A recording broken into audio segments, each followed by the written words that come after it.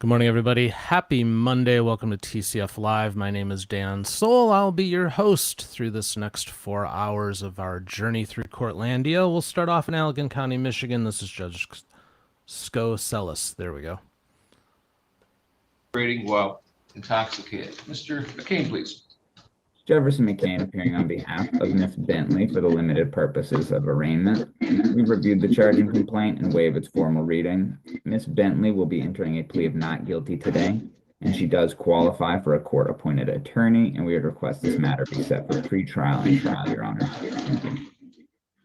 When or not guilty, please set this for a jury trial in the case she is requesting an attorney at public expense. Court file shows she was released from the Allegan County Jail on a $500 personal recognizance bond. Bail will be continued in that amount with the condition that you not possess or consume any alcohol, marijuana, or illegal controlled substances while your case is pending. Case to be set first for pretrial conference with the prosecutor's office and then for a jury trial in this courtroom, District Courtroom A.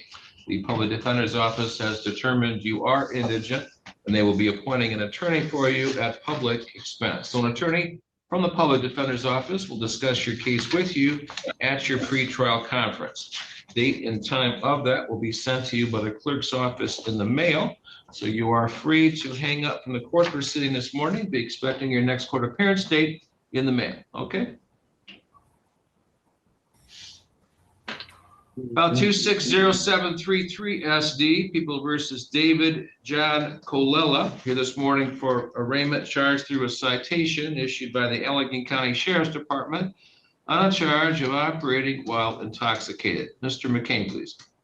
Jefferson McCain appearing on behalf of Mr. Colella for the limited purposes of arraignment. We've reviewed the charging complaint and waived its formal reading. Mr. Colella will be entering a plea of not guilty today, and he's notified me that he intends to hire a private attorney. When or not guilty, please set this for a jury trial. Indicate the defendant will be hiring an attorney at his own expense. Court file shows you released from the Allegan County Jail on a $500 personal recognizance bond. Bail will be continued in that amount with the condition you not possess or consume any alcohol, marijuana, or illegal controlled substances while the case is pending. Your case will be set first for a pretrial conference with the prosecutor's office, then for a jury trial in this courtroom, District Courtroom A. Court staff will mail to you the date and time of your pretrial conference. Be sure to forward that on to your attorney.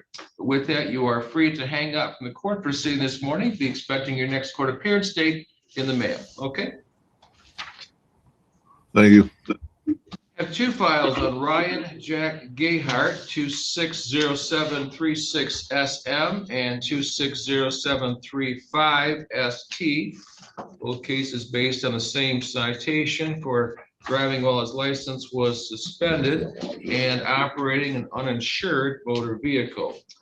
On the uninsured motor vehicle charge, we do not have fingerprints on file. So, Mr. Gayhart, you have to be fingerprinted on the charge of operating an uninsured motor vehicle. How long do you need to get that done? I can get that done as soon as possible. Okay, well, I can do it today. Okay, we'll indicate to the clerk's office then to reset this for an arraignment. I do have to have those on file. You are free to hang up from the court proceeding today. Court staff will mail to you another date and time for arraignment. It'll look just like the one you received today. Just be sure we have your fingerprints taken before that date, or we will have to adjourn it again. So you're free to hang up from the court proceeding. You're free to hang up from the court proceeding. Be expecting your next court appearance date in the mail. Okay? Yep, thank you.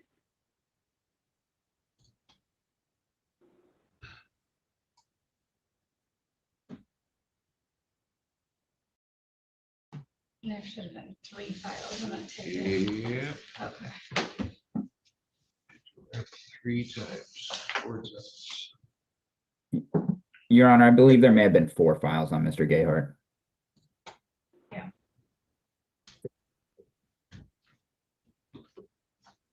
I'm still here. You're all set, sir.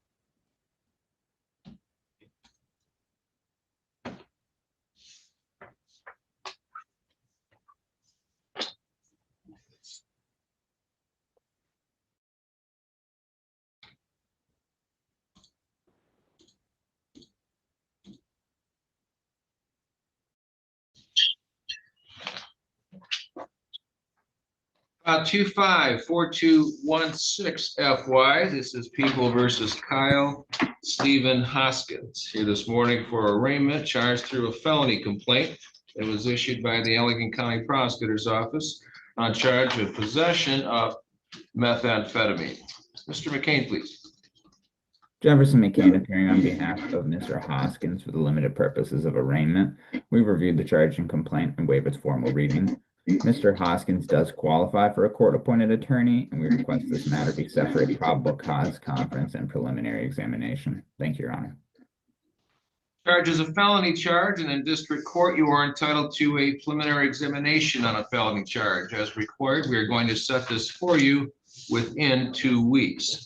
Your probable cause conference is a week from Thursday, April 9th, and that will be at 1 p.m. in this courtroom, District Courtroom A. Preliminary examination itself is the following Wednesday, April 15th at 9 a.m. also in this courtroom, District Courtroom A. Court file shows you're released from the Allegan County Jail on a $1,000 personal recognizance bond. Bail will be continued in that amount with a condition that you not possess or consume any alcohol, marijuana, or illegal controlled substances. Public Defender's Office has determined you are indigent and will be appointing an attorney for you at public expense. So an attorney from the Public Defender's Office will discuss your case with you at your next court appearance.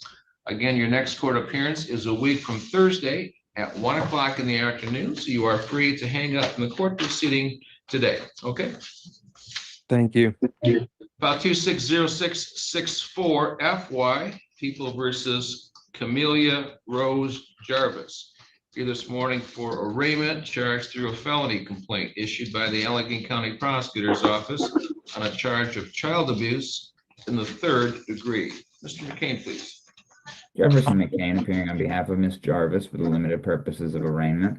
We've reviewed the charge and complaint and waive its formal reading.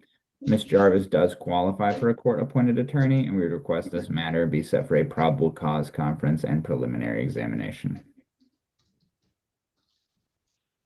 And this is a felony charge. In district court, you are entitled to a preliminary examination on a felony charge. As required, we are going to set this for you within 2 weeks.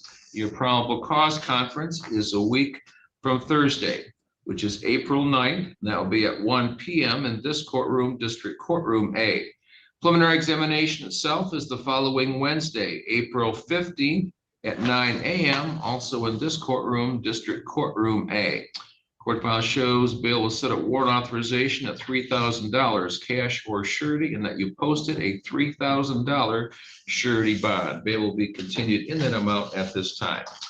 Public Defender's Office has determined you are indigent. They will be appointing an attorney for you at public expense. So an attorney from the Public Defender's Office will discuss your case with you at your next court appearance date. Again, your next court appearance date is a week from Thursday at 1 o'clock in the afternoon. So with that, you are free to hang up from the court proceeding this morning. Okay.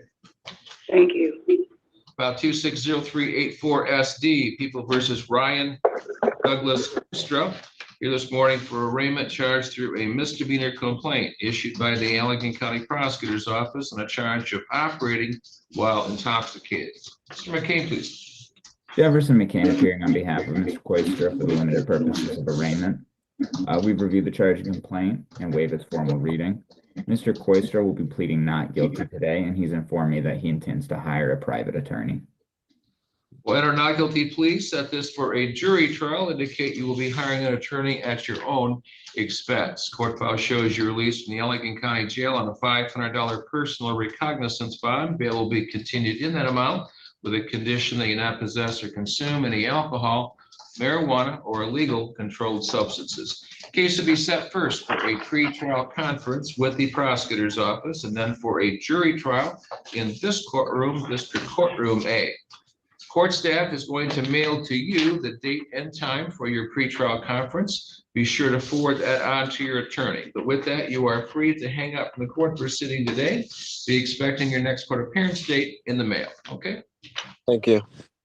I have 2 files on Frank E. Lyons, file 260739 SD and 26 SD 43073 SI.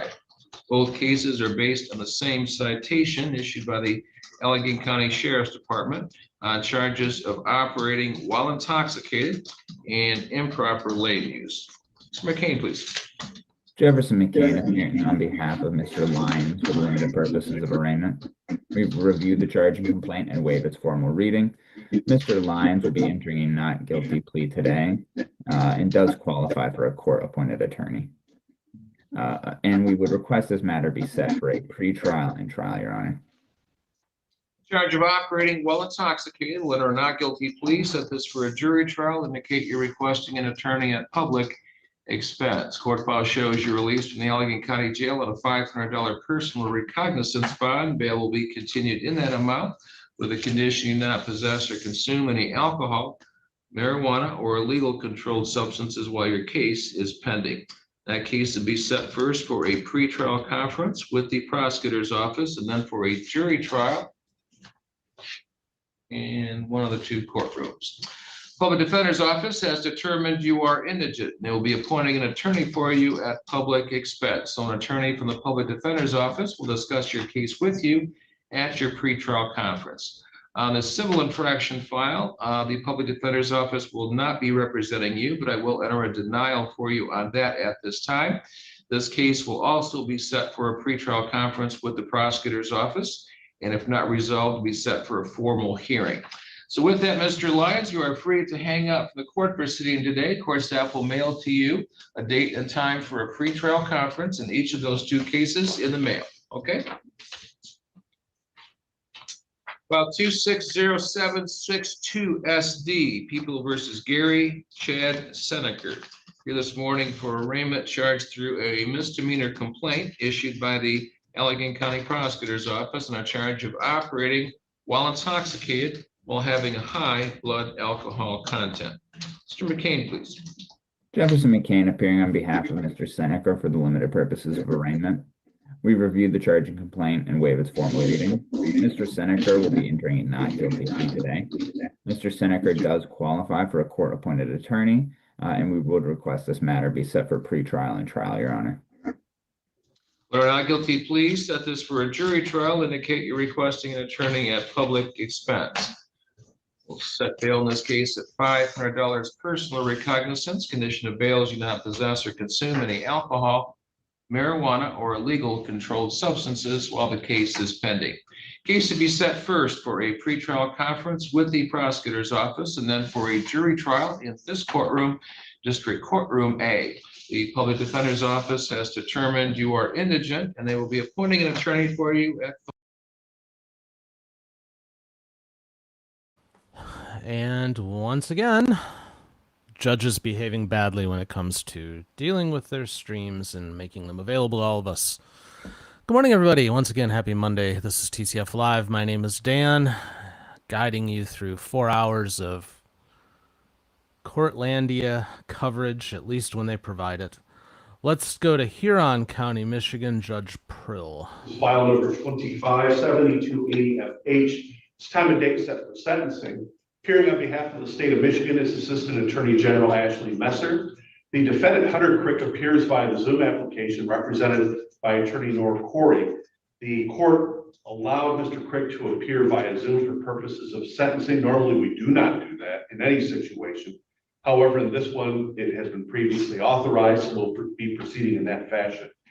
Back on September 22nd, quite a while ago, the defendant entered a guilty plea to failing to pay child support. The pre-sentence report has been prepared by Ms. Karen Everland. The report is dated October 14, 2025. Ms. Corey, have you and your client had the opportunity to review the pre-sentence report? Yes, Your Honor. There's no additions, corrections, or deletions. And the same applies regarding guidelines as well? Yes, Judge. Mr. Craig, do you agree with that, sir? Yes, Your Honor. All right. Ms. Messer, any objection to the report as well as guidelines? Your Honor, I have no objection to the guidelines. I do have an updated amount of the arrearage, and I do understand the defendant did send in 2 certified checks, which would get his balance to what it needs to be to earn the delay of sentence. The balance I have currently does not reflect those numbers. So just so he knows, it's going to be a little higher now, but it will go down once those certified checks clear. So that number, your number is $21,322.43. That's the remaining balance?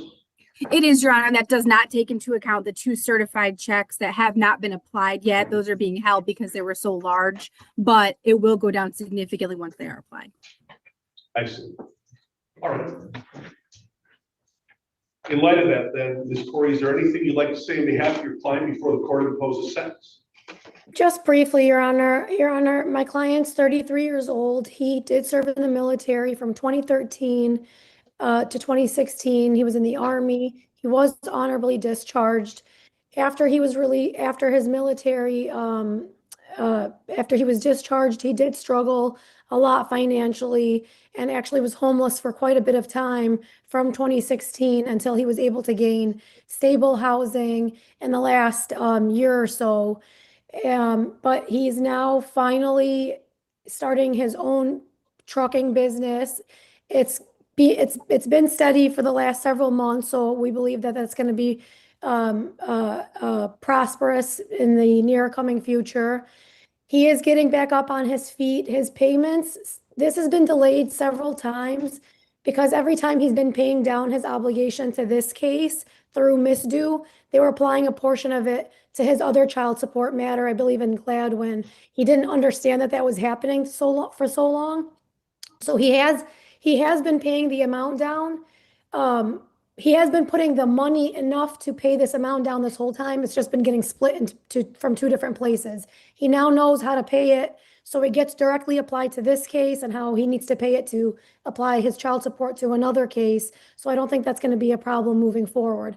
But he is getting back up on his feet, Your Honor, and I think he is going to do everything he needs to do to pay down this whole arrearage balance in the 11-month delayed sentence. He did pay last week.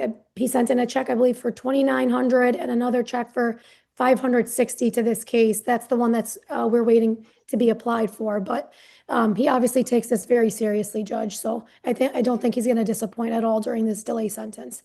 So I'd ask the court to adopt the sentence agreement and the terms of the plea deal and place him on an 11-month delay. Ms. Corey, do you agree with Ms. Messer's account of the current balance due and payable, $21,322.43? Yes, I believe that's correct. And that's before the 2 amounts that I just stated on the record have been applied. Correct. All right, thank you. Mr. Crick, is there anything you'd like to say before the court imposes sentence? I'd like to apologize to the court, also Rebecca, for being so far behind and being not so good of a citizen in our country. I'm trying to do better and trying to get back on my feet so that I can make my obligations. Mr. Crick, you don't have to apologize to the court. That's our job. But you did apologize to mother or the child. I'm not sure who that individual was you referenced, but that's where the problem is. And that's providing support regarding the child. So I just want to make sure you understand that. Anything else you want to say? I will do my best to make sure this is paid down in the 11 months. And thank you for the court for being understanding of all these challenges that we faced so far. And I hope to smooth out the process. Thank you. Ms. Messer, anything on behalf of the people? Yes, Your Honor, I appreciate the court for allowing us to have some time on this one to get Mr. Crick down to that amount that he needed to get the benefit of the bargain that we made. I think now these are certified checks. I don't have any reason to doubt that they will in fact go through, and they were applied specially to this docket. So I know they will be properly applied to this arrearage. I have checked on that this morning.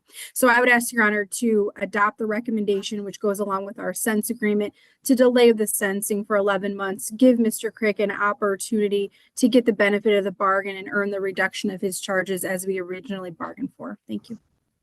You're welcome. All right. It will be the disposition of the court that the defendant will be placed under the delay of sentence program, delay of sentence statute for a period of 11 months. Conditions of probation include the standard conditions not to violate any criminal law of any of the government, not to leave the state of Michigan without prior approval of the court, notifying the probation agent at least monthly or times and places the agent may require. You are to comply with all court orders. You are either to possess a valid state of Michigan driver's license or personal identification card issued by the Secretary of State. No assaultive, abusive, threatening, or intimidating behavior. You are not to have any verbal, written, electronic, or physical contact with anyone housed within an MDOC facility, nor the same type of interaction or communication with anyone that's engaging in a behavior that constitutes a violation of any criminal law of any unit of government. You must not possess any object as a weapon, own, use, or have under your control a weapon of any kind, not even an invitation. You're not to be around anyone that possesses those items. You are to contact the supervising field agent no later than the first business day following your placement on probation or release from jail. You are to allow the field agent to your residence at any time for probation supervision where you're subject to a search of your person and property, including but not limited to your home or computer or vehicle without the need of a warrant if the agent has reasonable cause you have items that violate the terms of your probation. Any arrest or police contact, change of employment, etc., must be reported within 24 hours. You are employed, but you are to continue to engage in simple, genuine efforts, find and maintain legitimate employment with the standard provision. Restitution is owing in the amount of $21,322.43. That is payable to the Huron County Front of the Court of the state of Michigan. You are to execute a wage assignment to pay that restitution if you are working and miss 2 regularly scheduled payments. Crime victims assessment of $130 will be ordered. Probation supervision fee, $30 per month regular, $60 electronic. You are to continue to pay your child support related expenses as ordered by the court. DNA testing fee of $68 will be ordered. $68 in state costs will be ordered. If referred, you are to successfully complete any PA 511 programming based upon any eligibility. And we will do a review in this matter for February 15th. February 15, 2027 at 9 a.m. It's my duty to inform you of the right to seek leave to appeal if you're financially unable to provide counsel of your own choice. The court will assign counsel for a public expense. You are to initial the receipt and questionnaire form requesting the assignment of counsel, both of which must be executed under oath and filed with the clerk of the court within 42 days. Ms. Flory, that information will be emailed to you. I would trust that you take care of that with Mr. Crick, who's in the state of Wyoming right now. Get that back to the court so we can place it in our court file. Could you do so, please? Yes, Judge. Great, thank you. Anything from the department? Yes, Your Honor, because he's in another state, we're gonna have to do interstate compact paperwork. So he will have to become available via phone so I can get a hold of him and start the initial paperwork through this interstate compact. All right, thank you. Ms. Corey, did you hear that? Yes, I did. Okay, very well. Thank you. All Thank right, you. good luck to you, sir. Thank you Yes, so just- much, Judge. Just one thing, Your Honor. Since Mr. Crick is a resident of the state of Wyoming, for that condition of probation that he maintain a state of Michigan driver's license or personal ID card, would it be acceptable that he had a state of Wyoming driver's license or ID card? I didn't want to make him go. He's a state of Wyoming. I have no objection to that. That can be. Just can be make sure edited he's as well. covered. Perfect. As long as he's All right. valid. Thank That's you. perfect. All right. Thank you so You're much, Your Honor. Thank All right, you. we'll see you in February. That's all. Off the record. Thank you. Well, I'm glad for that guy's sake that they cleared that up, because quite honestly, if he is a resident of the state of Wyoming would have a problem with him if he was holding a state of Michigan ID. States generally want you holding an ID for them if you live there. Good morning once again, everybody. TCF Live. YouTube is having a Monday this morning. I have no idea how many of you are out there at the moment watching, because real-time stats are broken across the platform right now. It's not just our channel, it's everybody. So we're flying in the blind, as they say. Speaking of which, you can join us tonight for In the Blind. That is a show with me and with Michael Groff. And you can find that this evening, 7 p.m. Eastern, 4 p.m. Pacific. And I'm sure that Barbara Ann would be nice enough to drop a link for that right about now. Let's go slow morning, but looks like Judge McNally's got something going on. Let's go over there.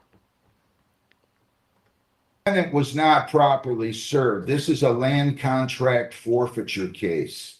Defendant has to be properly served with the summons and complaint, or there has to be an order that a judge signs for alternate service where there's many attempts, and the judge signs an order saying you can serve by certified mail, first class mail, and posting or tacking, in which case that would be good enough. But I never signed an order. I was never presented an order. So I'm going to have to adjourn this, and then we're going to have to send the process server out again to get the defendant.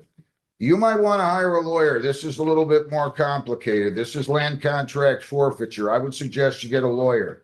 You don't have to, but you should, okay? This is not just throwing somebody out. You do what you want. You have the legal right to represent yourself, but that's how I'm going to proceed here. We're going to adjourn this. Why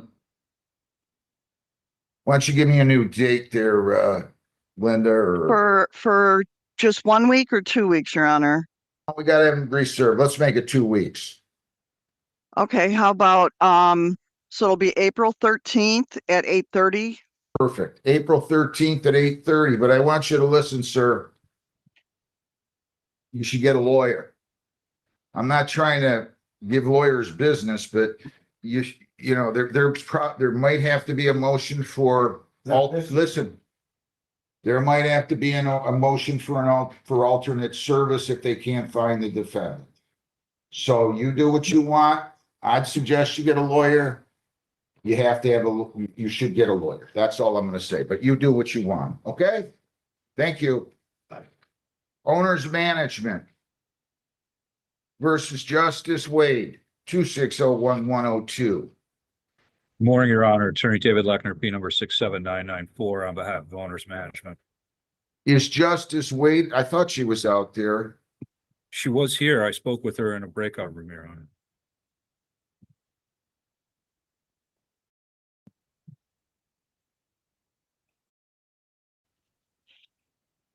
You see Justice Wade out there, Linda? Yes, I'm here. She's in breakout room 20, seeing the video. Oh, I see. All right. Okay, let's see. I can hear you. Can you hear me?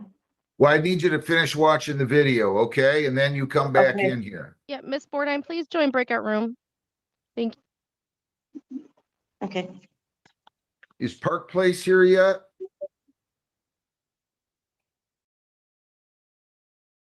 Where's Mr. Cox's office?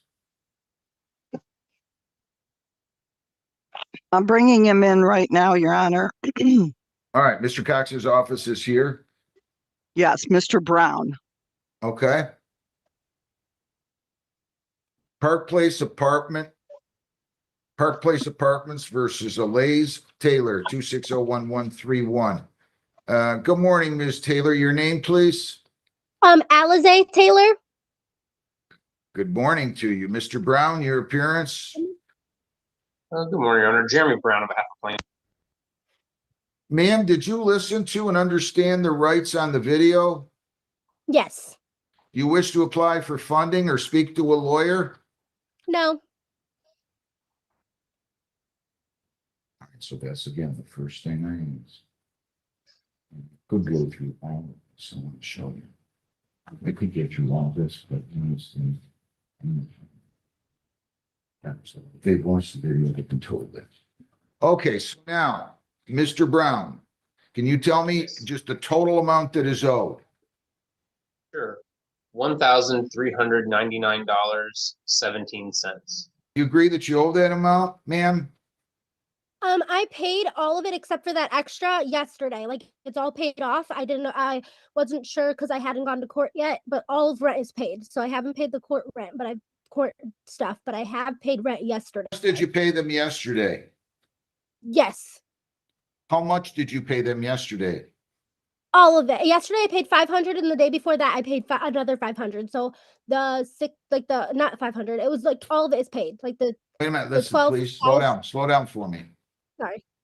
I just want to know, can you tell me how much you paid on Saturday, how much you paid on Sunday, each day? I need to know how much you, what?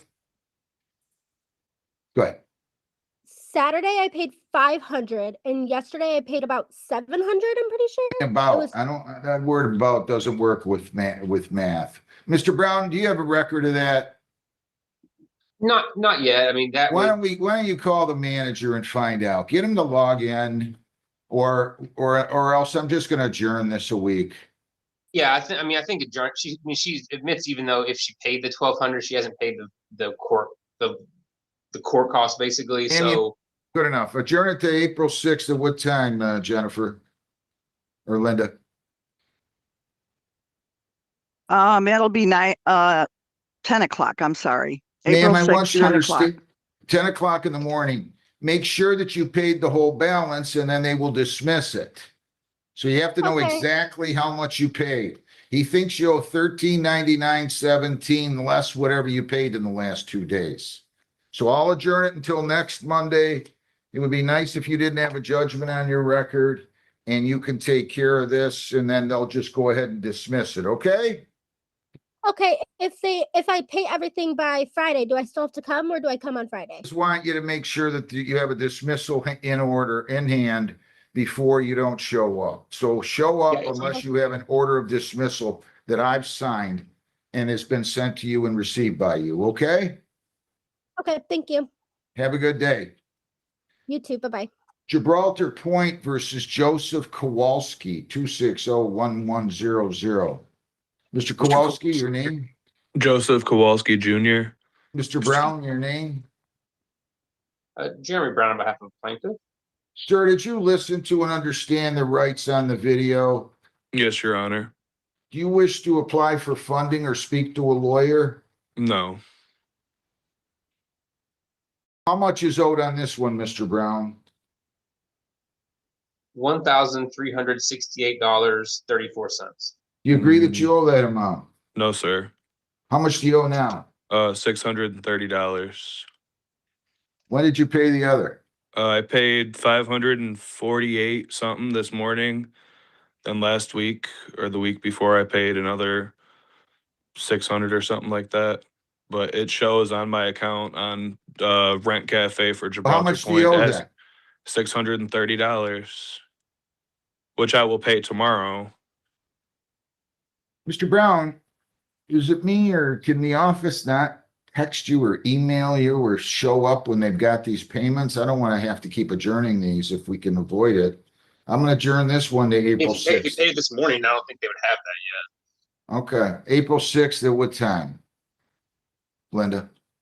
10 o'clock, Your Honor. Is this at 10 too? So Yeah. you need to pay everything by then, sir. Okay, Okay. I'm sorry to interrupt. So when I pay the rest tomorrow, am I going to get something in the mail or is it just going to be canceled tomorrow? I would still show up unless you have a dismissal order that I've signed in your hand by Saturday. Okay. Okay? All right, I appreciate it. All right, we want to make sure that we don't make any errors up here or something doesn't cross in the mail. You don't want a judgment entered against you, okay? Yeah. All right, I appreciate it, Your Honor. Thank you. Have a good day. Thank you You very too. much. Epic Property versus, do I have Brandy Blaz? Jerry Taylor here, 2600936. No, I don't see those, either one of those, Your Honor.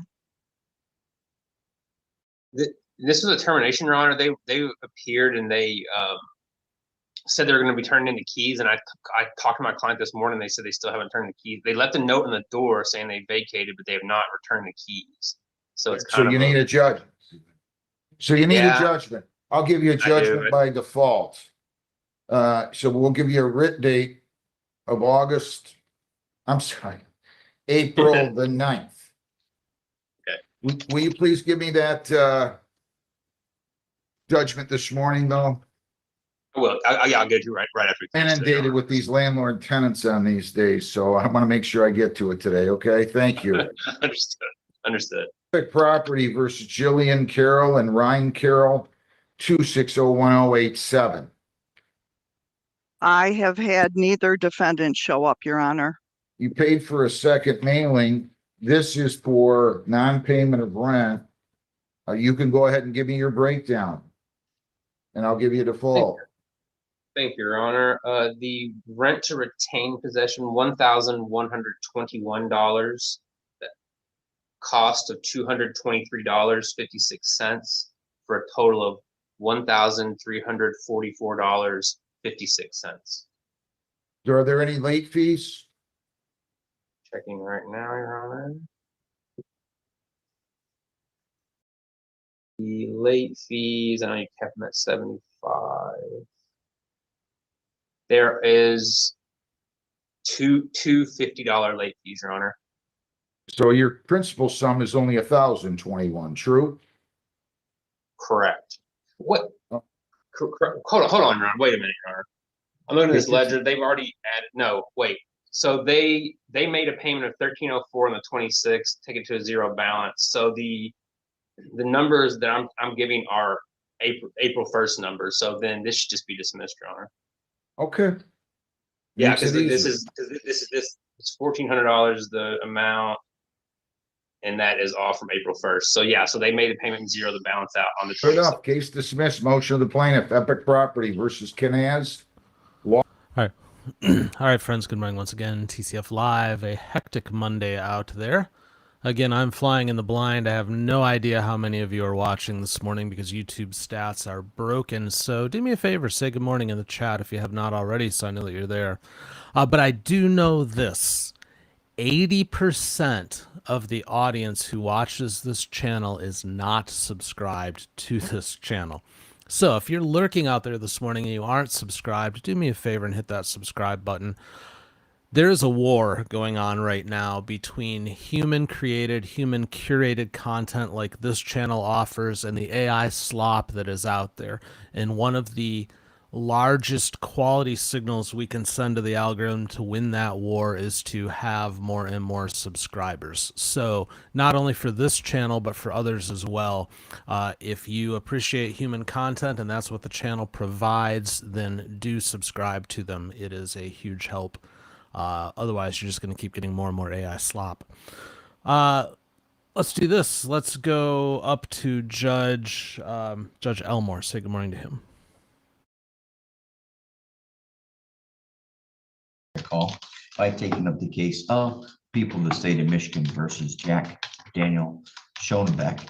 This is file number 25-14168 FH. Appearances from counsel, please. For the people. And I'm Jeff Harrison. I'm here on behalf of Jack Schoenbeck. He's next to me at the table. I am not certain I'm pronouncing his name correctly, but he doesn't care. Schoenbeck.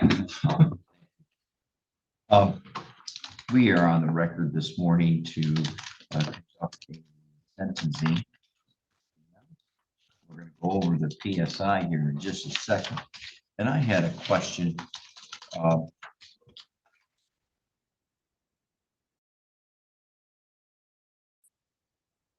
Is he still serving a jail sentence? Like what he was serving another jail sentence, right? Yes, he had multiple cases. Yeah, I just want to make the reason for asking the question is to make sure you won't miss any credit. Right. Right. I understand. Just want to make. I'm sorry. He's on parole. Yes.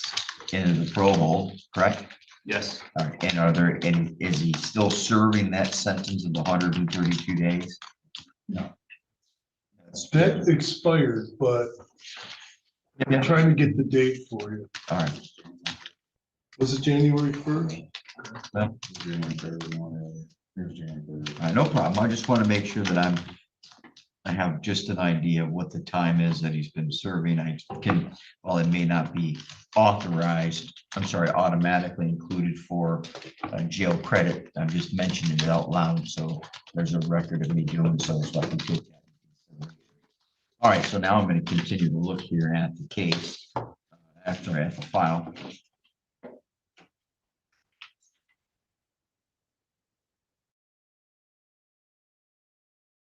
The court will note just for the defense that I did note through the pre-sentence investigation report. I think there were a couple cases that were dismissed clearly while they're listed, and the court does not consider them.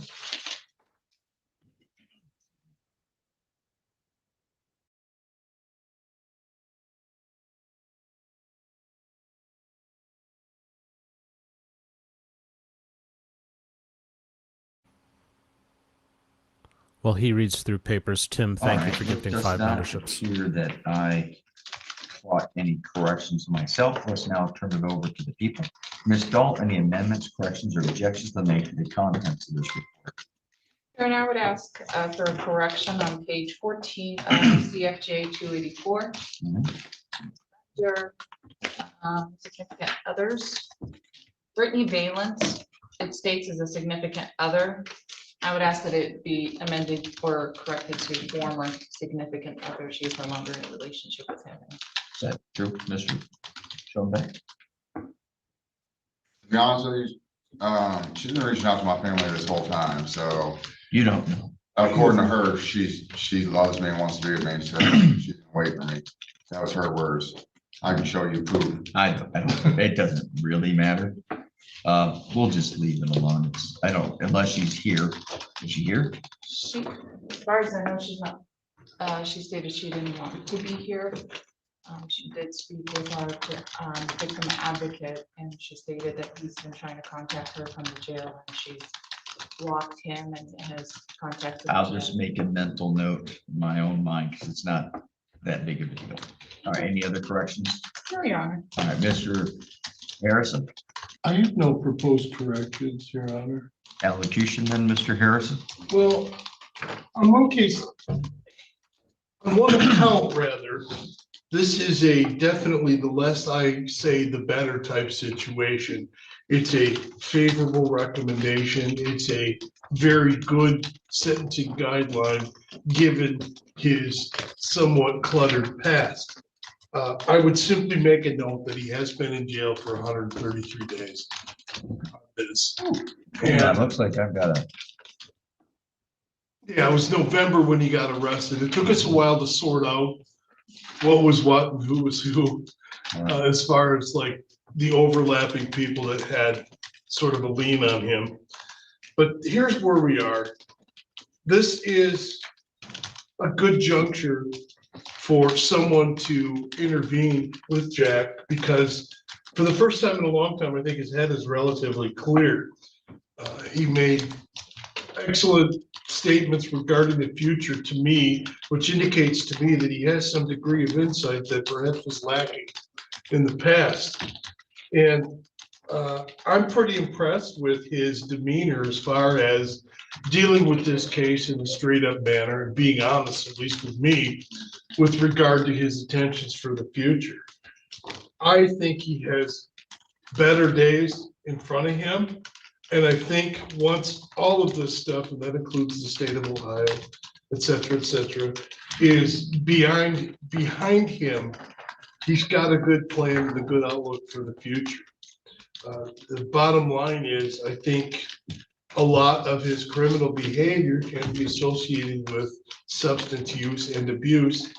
And his overall recognition of that is pretty impressive to me.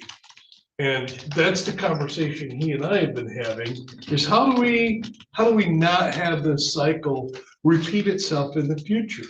And like I said, I've been impressed with his maturity and insight that he's expressed to me in that regard.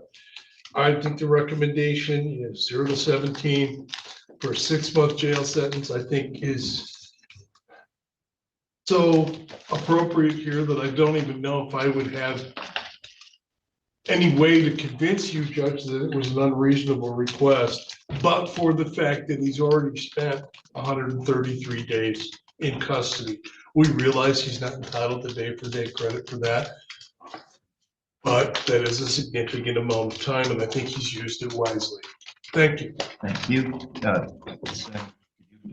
That gun to streaming. Me out. Ms. Dahl. Your Honor, the people request that defendant be sentenced to 12 months jail. He has a long criminal history. He's clearly not learned from his mistakes. Yes. Hold on. I keep going. He victimized somebody that he was in a relationship with. He knew what it meant for her laptop to be stolen, for her items to be stolen, for her tires to be destroyed. He was vindictive. He was childish in his behavior. So at his age, I don't believe he has learned what appropriate behavior is in the society. So I believe a 12-month jail sentence would be appropriate in this case. Thank you, Your Honor. In the interest of being thorough, I want to make a statement here on the record before I turn to Mr. Schoenbeck. The Killebrew agreement we have here listed in the PSI says Killebrew agreement stating he will pay the $900 in restitution to the victim. As I understand that, excuse me, the $900 is not the entirety of the Killebrew agreement. In other words, that might be, he's agreed to pay the $900, but that does not prohibit the court from issuing any period of confinement or other fines and costs. Just an agreement that he'll pay the $900. Is that correct, Ms.? I think that's an accurate assessment. All right, thank you. So, Mr. Van Atmel, if you could please, on CFJ 145, page 1, add some additional language that the Killebrew portion only applies to the $900. So really, we call it a Killebrew that he's going to pay the $900, but it's not a Killebrew. Doesn't tie the hands of the court. All right, thank you. All right, Mr. Schoenbeck. Is there anything you wish to say before I issue a sentence this morning? I don't understand that. Whatever is comfortable for you. I understand it can be uncomfortable.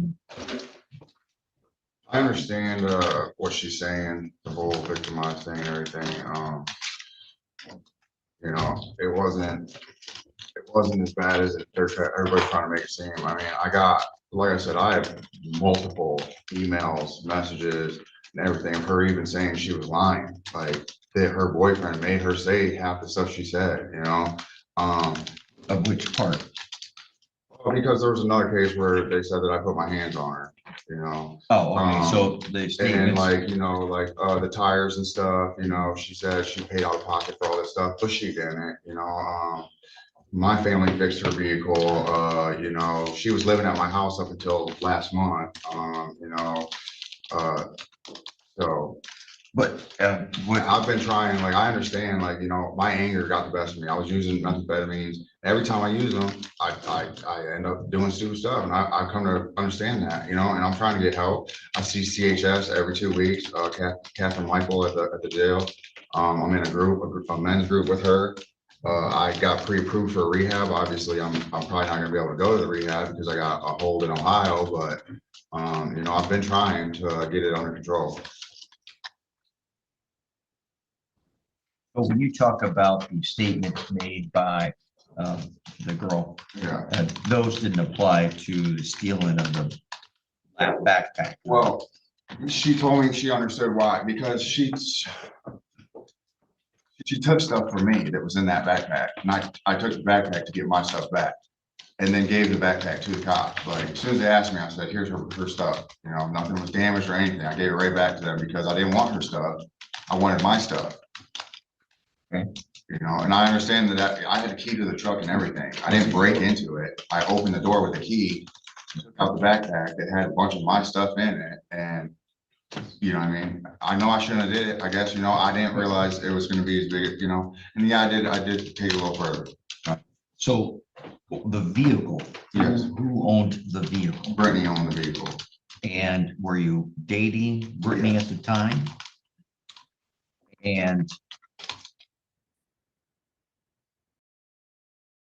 prior to that day, when was the last time you had access to that vehicle? That morning. Like, what did you do that morning? She let you drive it or take it? No, I don't have a driver's license. No, I was in the vehicle with her that morning when we got up. We got up and started the vehicle and we're getting ready to leave. Okay. And then all hell broke loose. What do you mean by that? Caught her cheating on me. A guy had messaged me and said that she'd been sleeping with him while I was in jail the previous week, and I brought it to her attention, and she called him. He started threatening me on the phone, so I broke her phone. Okay. And so when after that did you go back into the car and take the backpack? Later that night. And whose backpack was it? It was her backpack. Okay. And, oh, okay. Later that night, where were you living with her at the time? She was living with me. Well, that puts the court in a bit of a conundrum. Mr. Harrison, I think what should we be doing? I mean, your client now is telling me he didn't do anything wrong. Or Well, I that still believe it wasn't right, Your Honor. I'm not saying Okay. it wasn't, it was her truck, you know? I just didn't realize it was a felony to open a car door with a key, you know what I mean? I understand it was her backpack too, Yeah. but you know, I didn't think it was gonna go that far, you know? Yeah. So I know I was wrong, Your Honor. Okay, and then there was a slash in the Yeah, tires. yeah. All right, there we go. All right, thank you. I'm not saying I wasn't wrong, Your Honor. I know I took it way too far. And like I said, once again, I was on methamphetamines and I just didn't care, Okay. you know? I was mad at her. I didn't want to put my hands on her, so I decided to destroy stuff. And that's not a smart idea either, but I understand that. Okay. One moment.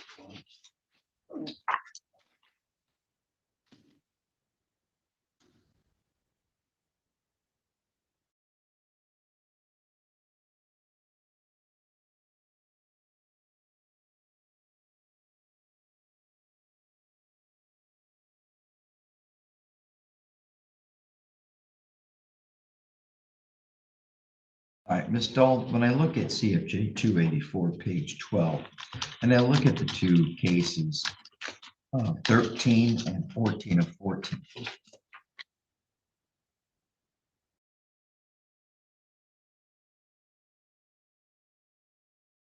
Why are there two files?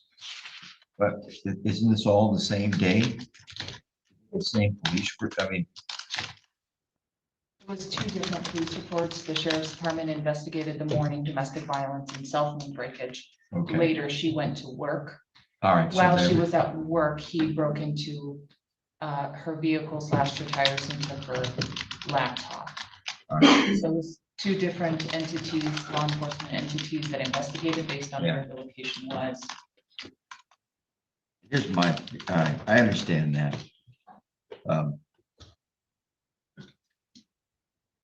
And I knew when I was downstairs in that office, I had similar things, and because I know each agency wants to keep track of their numbers and they all want to get pats in the back for how many cases.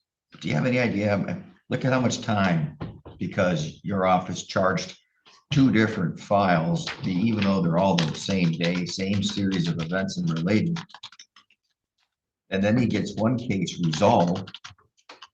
And he gets arrested, by the way, on the same date. And he gets 20 days in one case.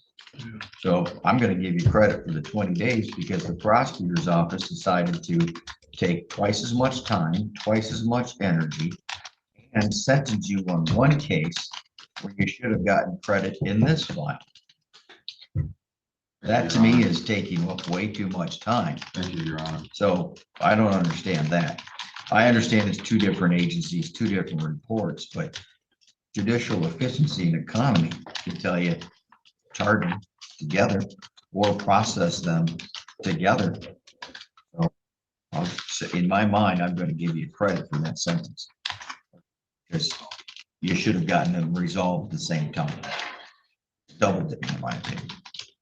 All right, so I continue here. Now, there are other things here that don't go well.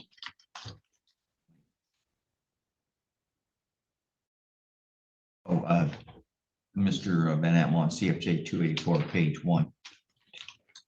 Fourth paragraph. There's just a typo. The within offense. Well, maybe that's what you meant. The within offense.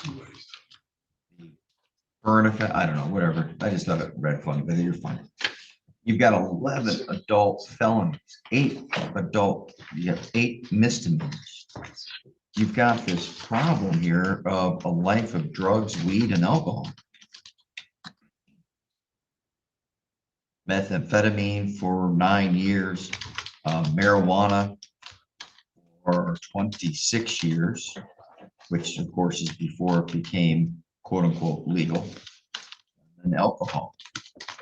So you've got 36 years of age, you've got 19 felony and misdemeanor convictions, all by the age of 36.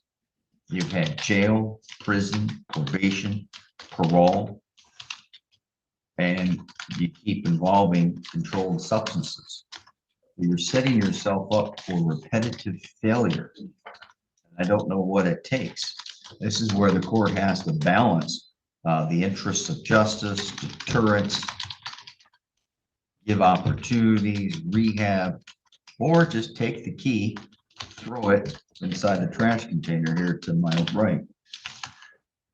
I don't know exactly what to do to get the message across.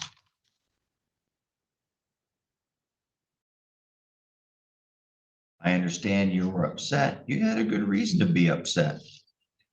And you might want to, even though you've told me maybe they're still with this girl or not, you might want to think just yourself choosing, yeah, no. Yeah, no, I've already. Okay. Yeah, this relationship needs to end.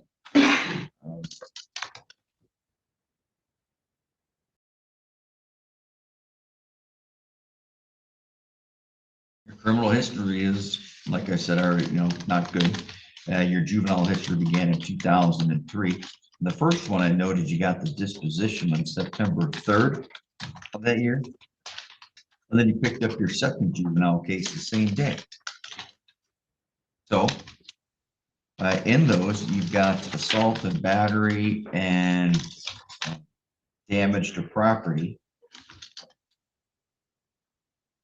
So you've got issues. So you go from hot to hot. Well, you had between number 2 and number 3 as your juvenile, you made it 5 months and you returned with some more violence. Skipped number 4, you made it about a year, and then you picked up number 5, and then you had 2 cases at the same time in Midland County, and you're both dealing with hot-headedness. You got domestic violence. No, as a family member. Yes, domestic violence. You know, my brother. And then you've got a malicious destruction of property. And then you made it 2 weeks before you picked up, after being discharged from that case, before you picked up your first adult case. So you got more assault and battery. You made it 8 days between that and the next case. You went from November 3rd to November 12th, 2006. So you were on probation and you made it 8 days. You then picked up a home invasion.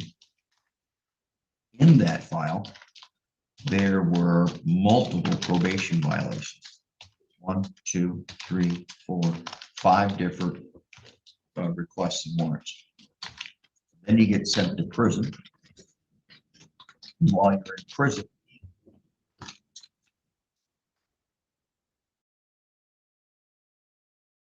pick up another charge as an assault resist obstructive police officer. You were sentenced on November 22nd of 2011, and you made it 5 months into that probation before you violated it, and you were unsuccessfully discharged. Now, once you just got out of jail in that file, on June 15th of 2013, you picked up another act of violence, and you had more probation violations, and you were unsuccessfully discharged there. You did make it about 3.5 years until 2017, and then you pick up what looks like a drug charge. And then you had another case going on at the same time. This one is obviously in another state. It's called menacing. I assume that's like a disorderly person. Then you had another case that you picked up at about the same time, also out of state. And then you had another one while you were on bond that about the same time in March of 2018 for drug cases. Then you had another one also. You had like 5 or 6 cases going on at the same time. Yeah, they were all in one thing.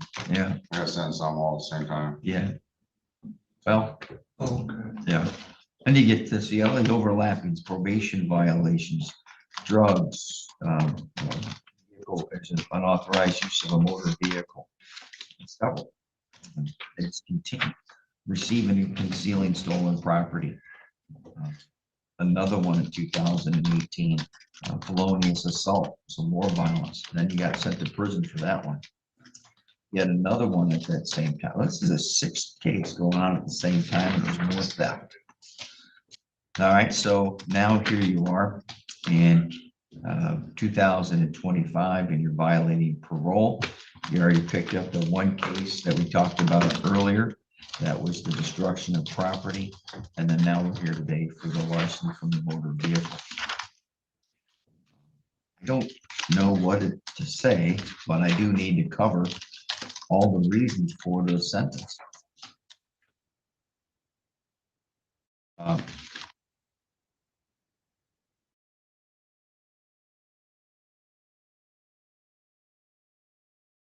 One thing that you mentioned that I highlighted here in my notes, it's when I like to read the "why did you do it" question that's on the packet. Your answer was because I was angry. Well, anger is something you've got to learn to control, because I've covered a lot of your anger issues. 36 years of age, you got more convictions than most. Probably 100 people I could walk out there finding they don't have. Well, you've got to figure out that anger. Next one. And I was not thinking clearly of the consequences. And that to me is one of the issues why I kept saying earlier, you go from hot to hot fast. The flash to bang time is minimal. And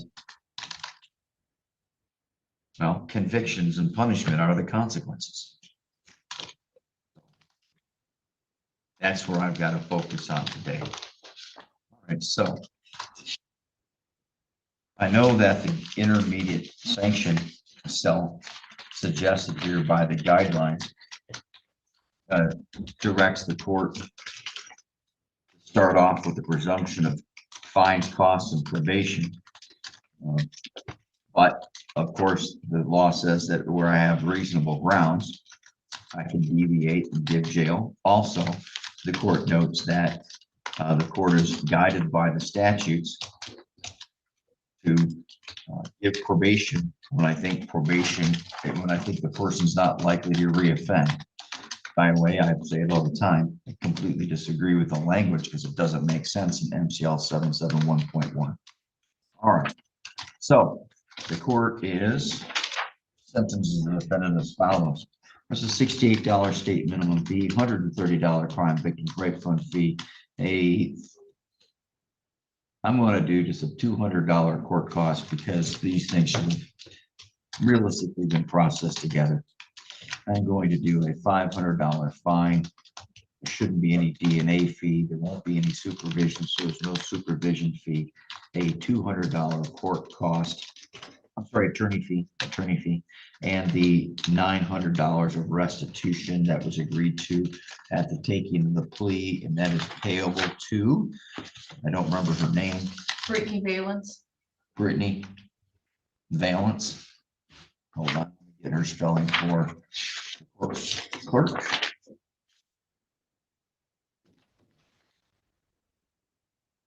Vallance.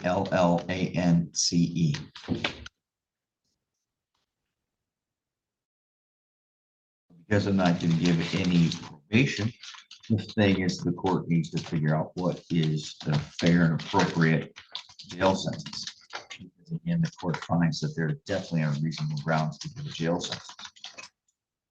Same time, I take into consideration that he's got a parole hold, which he hasn't earned any credit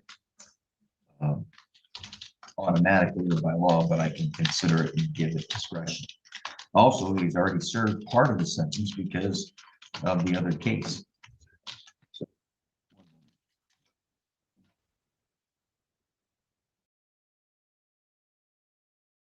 Ohio. Yeah.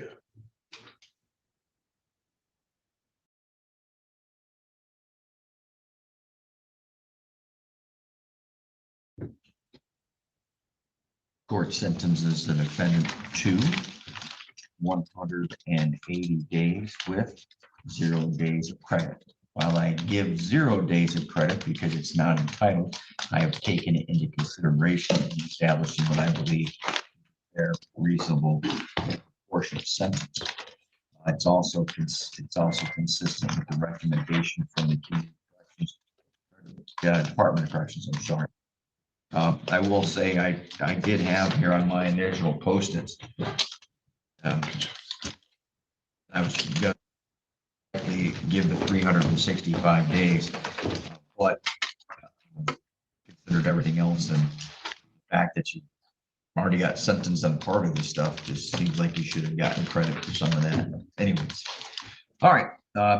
Mr. Harrison is bringing you 2 copies of one document. You're going to place your initials on the first copy. Doing so neither elects nor waives any rights. It merely acknowledges your receipt of the other copy. You'll take the other copy with you.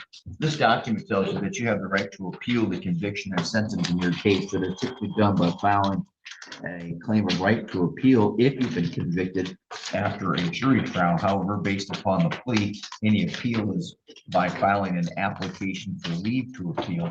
If you choose to file an application for leave to appeal and you want the court to appoint an attorney to assist you, you may complete the bottom half of the copy that Mr. Harrison has given to you and return to court within 42 days. If you choose not to appeal, you may simply dispose of your copy of that document.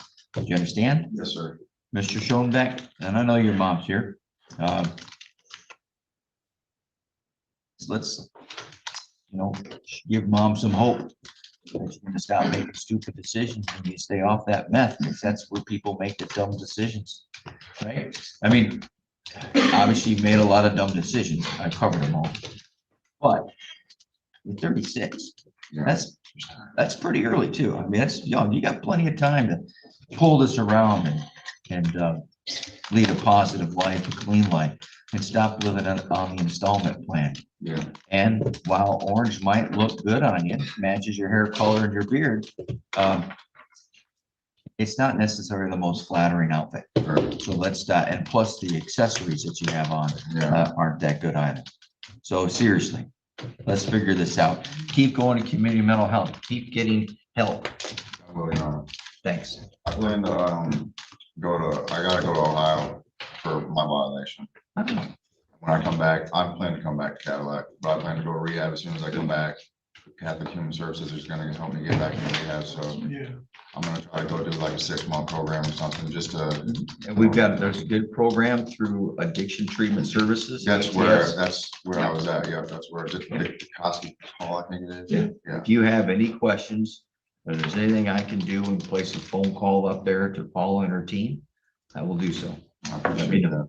All right, we're adjourned. Thank you. It's TCF Live on a Monday, where we take today's greatest court hits and mix them beat to beat and back to back. Let's go down to Florida for Judge Mercer's stunning rendition of Wish You the Best, Sir. Mr. Jeter, you're here because you've been accused with 1 count of domestic violence battery. Mr. Jeter, there is probable cause for the charge. As far as I can tell, Mr. Jeter, I think you're entitled to a bond because I don't think you're on probation anywhere. And as far as I can tell, you don't have any charges pending. Is that correct? You have no charges pending, correct? Yes, sir. And you're not on probation anywhere, are you? No, sir. That's good. So I think you're entitled to a bond. I'm going to listen to the attorneys before I set that bond. Mr. Mitchell, anything from the state? No, Your Honor. Mr. McDaniel? No, Your Honor. So, Mr. Jeter, I did take a look at your criminal history, and I did see a prior battery on a different female. So for that reason, I think you were sentenced eventually to 4 months in jail in that case. I'm going to sentence you a bond. I'm going to set you a bond of $3,500 cash or surety. So cash or surety, ladies, means he does not have to come up with all the money. He can go through a bondsman. That bondsman fee is usually about 10%, but they will negotiate how that 10% is paid. $350 is what it would cost to get him out of jail. You have a condition of absolutely no contact with the alleged victim at all. No electronic contact, no telephone contact, no contact. Now, if you and she both want contact, we'll cross that bridge in the future. But for right now, no contact. Let me see if your family has any questions first. You have any questions? So what if she contacts him? He needs to tell her, I can't talk to you. Hang up the phone. She's on probation, so no contact whatsoever. No contact. She can't be held criminally responsible because she doesn't have a no contact order. He has a no contact order because he's the defendant, but he can't talk to her.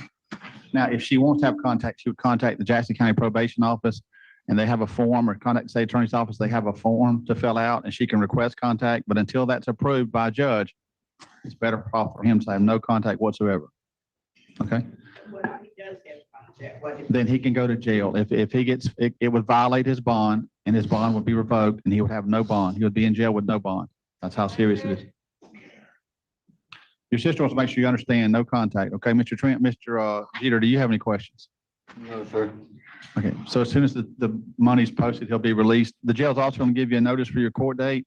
Your court date will be April 27th at 9 a.m., and the jail will give you a written notice for that date. Mr. Jeter, wish you the best, sir. Ma'am, were you here for a first appearance case?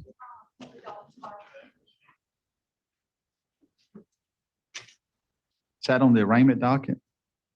I thought it was. Dalton Parker. For the courtroom. Yeah, so ma'am, those cases are in the other courtroom today because we got some issues. Yeah, so can we, just a second, ma'am. Then you can go ahead, ma'am, but can we get them to make sure anybody on arraignment needs to go to that courtroom? I don't know how they. I don't see a Dalton Parker. He's not even on the docket. He's got his private attorney. Okay. You had a question, ma'am? How do I do, because I've never done this before, so like, where do I go to pay the bond? You can't, if you want to put up all 3,500, you go to the jail with $3,500. If you want to contact a bondsman, you contact a bondsman of your own choosing, whoever you wish, and they'll explain the process to you and they'll give you a fee. There's several, ma'am. There's a list of them at the jail. You also can look in the internet. I know that we have about 2 or 3 local. Y'all have a list downstairs still? I can get a list. I know that Finch Bell Bonds, Miss Emmanuel, and there's one more, D&D. Those are the 3 local ones that I know of. Okay. Thank you. All right, the next case we have is Jeremy Blanchett.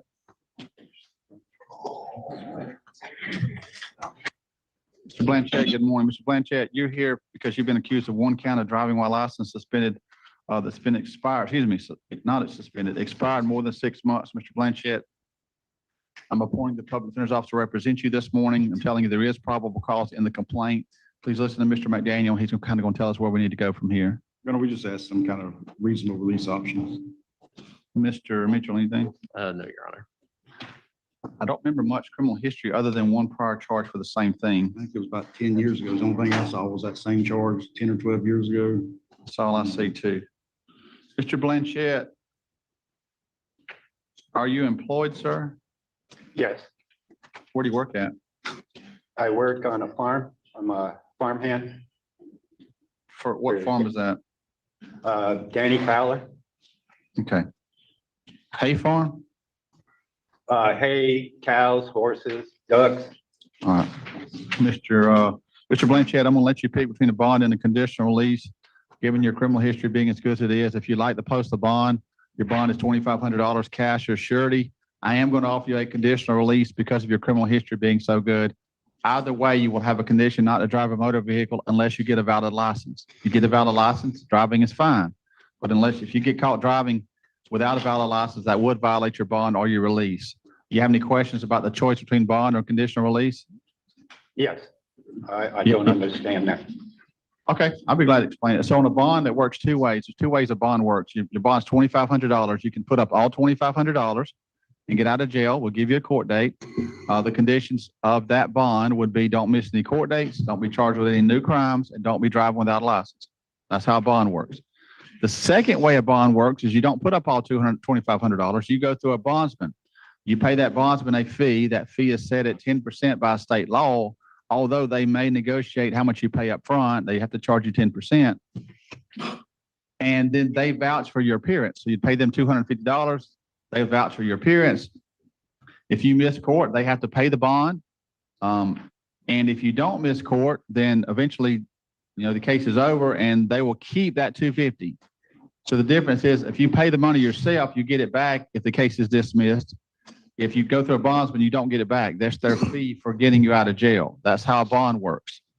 Because of your history being so good, you're also being offered what's known as a conditional release. That's different than a bond. A conditional release means you get out of jail without putting up any money. But on a conditional release, you have more rules to follow than a bond has.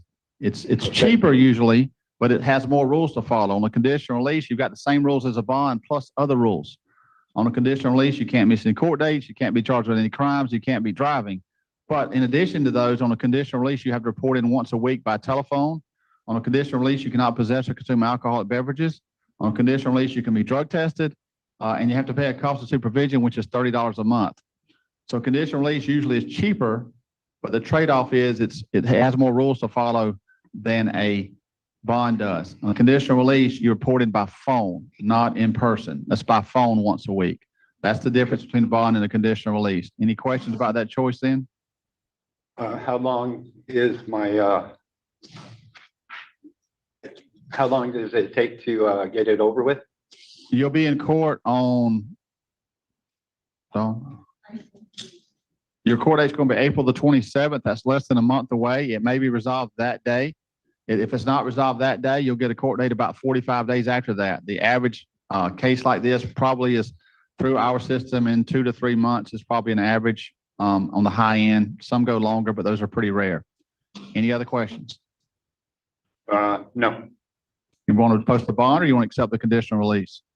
Conditional release. We'll grant you the conditional release. When you get to the courthouse, they'll give you your notice for your next court date, which will be April 27th at 9 a.m. Mr. Blanchett, what's going to happen next is the jail's going to let you use the phone. The staff there will let you use the phone. The reason for that is in case you need to set up transportation. You contact friends or family if you wish for transportation purposes. After you use the phone and you get dressed in your regular clothes, you'll be brought to the courthouse. The reason for that is that the courthouse is where the conditional release office is at. So you'll come to the courthouse, you'll meet with a conditional release officer, Mr. Goodson or Mr. Ham, one of those guys will meet with you. They'll go over the release with you, then you'll be free to leave. So if you do call friends or family, you can tell them that you can be picked up at the Jackson County Courthouse in probably 30 to 45 minutes from now. Any questions? Okay. No. All right, sir. Wish you the best. Mr. Blanchett, don't forget, go get your driver's license. You need to go to the Department of Motor Vehicles. Okay. We have Deborah Carnley.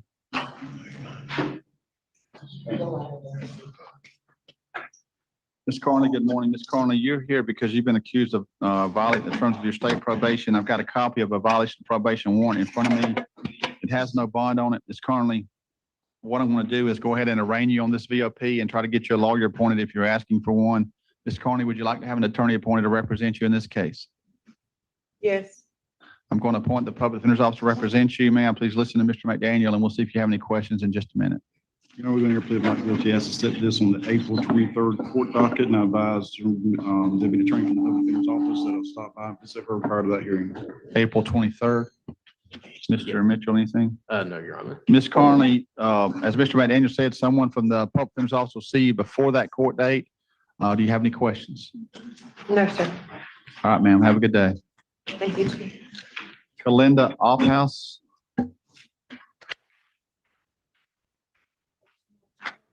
Ms. Offhouse, good morning. Ms. Offhouse, you're here because you've been accused of 1 count of battery. I read the complaint, ma'am. I'm going to listen to the attorneys on the issue of probable cause before we go further. Mr. McDaniel, anything?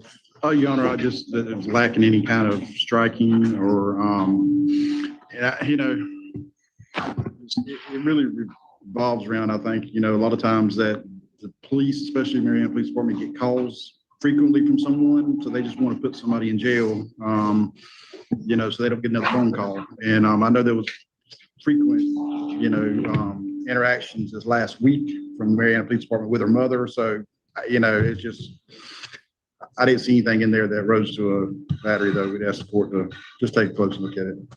Thank you, Mr. Mitchell. Your Honor, I know the complaint doesn't exactly say that, mention any type of particular striking, but it does make, it does allege to there being a physical altercation. And then when the officer came back, observed I think they said a hematoma on the alleged victim's head at that point. I think in that situation, circumstantially, you could take into a fact that there was PC for a battery, but I do see the issues that there is that there's never the term touch or strike included in there. I think if court sees fit, maybe the best way would be probably give her a conditional release, and then I further evaluate this and maybe get in touch with MPD and see if they can amend the complaint. Okay. So the problem with that argument is this sentence: I observed scratches beneath both of Kalinda's eyes. as well as scratches along both of her arms. So injuries do not mean probable cause. If that were the case, they could have arrested the other person. Yeah. Just because there's injuries doesn't mean there's probable cause. Secondly, I can't give her a conditional release because I can't give a conditional release unless I find there's probable cause first. You can't put any restrictions on their liberty if there's no probable cause. Conditional release ROR is what I meant to So say. there's no probable cause. Ms. Offhouse, battery is an unlawful touching or striking of another person. And the complaint doesn't allege you ever touched or struck anyone. It's just not in here. It's a very simple sentence to put in there. The officer probably didn't realize they were in a hurry. They got a lot of calls going on. I don't know the reason, but they have to allege the elements of the crime, and the element of the crime is you touched or struck someone. Saying that there's a physical altercation does not mean that. I have no idea what happened, but this is not probable cause for the crime of battery. What that means is when I find no probable cause, I have two choices. I can hold you for a maximum of 24 hours and give the officer a chance to amend the complaint. I don't mind if they amend it. But holding you is the concern, and whether or not I hold you depends upon your criminal history, frankly, and as well as the seriousness of the charge. The second option I have is just to let you out and deal with this case later. This does not mean the case has been dismissed. It means that what this officer put in this complaint does not have all the elements of battery in it. It doesn't have the biggest element, which is an unlawful touching or striking of another person. So what I'm going to do is I'm going to find there's no probable cause. You're going to be released. That does not mean the case is being dismissed. Mr. Mitchell's office will have to look at it. The officer certainly has the chance to amend the complaint if he or she wants to and include the elements of battery. And if they do that, Mr. Mitchell's office may decide to go forward with the battery. So it's important that you make sure that the clerk's office has a good mailing address for you. I don't know where you're going to be staying at because I know this altercation was with your mother, I believe. So you need to make sure you get the clerk's office a good mailing address for you today if possible, so they'll know where to send your notice if the state does in fact charge you. But as far as probable cause and what's here right now, it's just not there. You're going to be released on this case, at least for the time being, and we'll deal with it later if and when the officer amends the complaint. Ms. Offhouse, do you have any questions? No, thank you, Your Honor. Yes, ma'am. You're welcome. Have a good day. We've already seen Mr. Jeter. That brings us to John Carius Cody.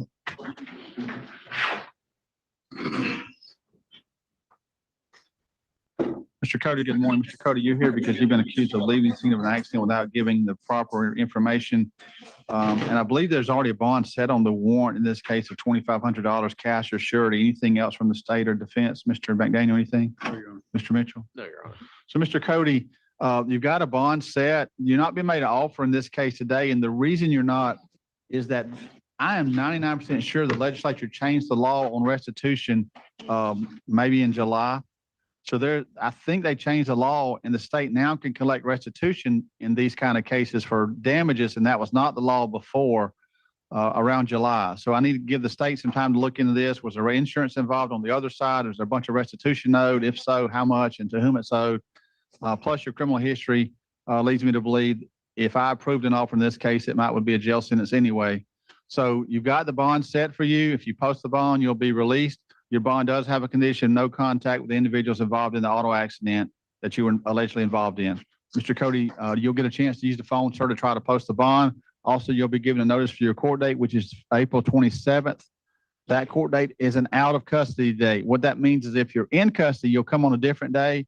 But if you're not able to post bond, if you do post bond, your court date will be April 27th. Mr. Cody, do you have any questions? It ain't no way I can get probation because I didn't receive no letter to come to court because I've been down here since the accident. I don't know. Given your criminal history, I'm not approving probation today. I've seen you multiple times now. But now once Mr. Mitchell gets a chance to look into the restitution, probation may become an option. If there's a substantial amount of restitution owed and that's the only way we can collect it, if I sentence you to jail, the alleged victim doesn't get anything. But if I sentence you to probation, they may get something. So you're not being offered probation. You're not being offered probation today. You may be offered probation at a later court date. Okay. Okay. Yeah. I got a job. I work down here. I'm just trying to get the best route for me. Okay. I understand. We'll see if you post. You'll get a chance to use the phone in a few minutes, Mr. Cody. Yes, sir. After Mr. Cody, we have Willie Corbin.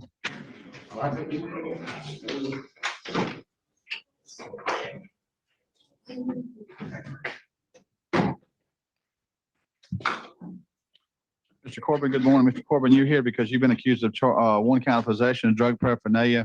Mr. Corbin, there is probable cause for that charge. I'm appointing the public defender's officer to represent you. I'm going to ask that you listen to Mr. McDaniel, sir. Just a reasonable release option, Your Honor. Thank you. Mr. Mitchell, anything from the state? Whatever option he gets, we just request to be subject to random UAs. Thank you. Mr. Corbin, based upon your criminal history, your bond's going to be $3,500 cash or surety. You have a condition of random urinalysis on that bond. You can be drug tested and likely will be drug tested. Mr. Corbin, if you fail that drug test, that would violate your bond. So make sure you're aware of that.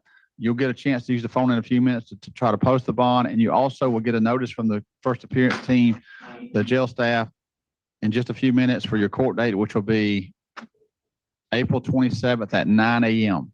9 a.m., April 27th will be your court date. Any questions, sir? Yes, sir. All right, so I wish you the best. Don, today's the cutoff for the felony. Michael Williams.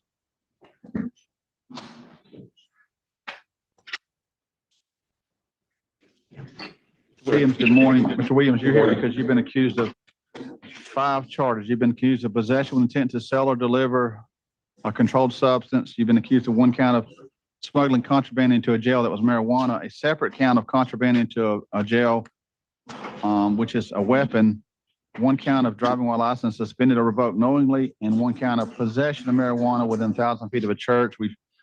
The attorneys and myself have discussed some probable cause issues this morning, so listen to the attorneys and we'll see where we go from there. Mr. McDaniel, anything on behalf of Mr. Williams? Just a reasonable bond, Your Honor. Mr. Mitchell? Whatever bond you decide to give him, and I know you'll probably address the PC concerns when it comes to the possession of marijuana charge. Whatever bond you give him, we just request he be subject to random UAs. Thank you. So, Mr. Williams, the possession of marijuana within 1,000 feet of a church, there's no probable cause for that charge. There's not such a crime in Florida. There is a crime of possession of marijuana with intent to sell within 1,000 feet of a church, but not just possession of marijuana within 1,000 feet.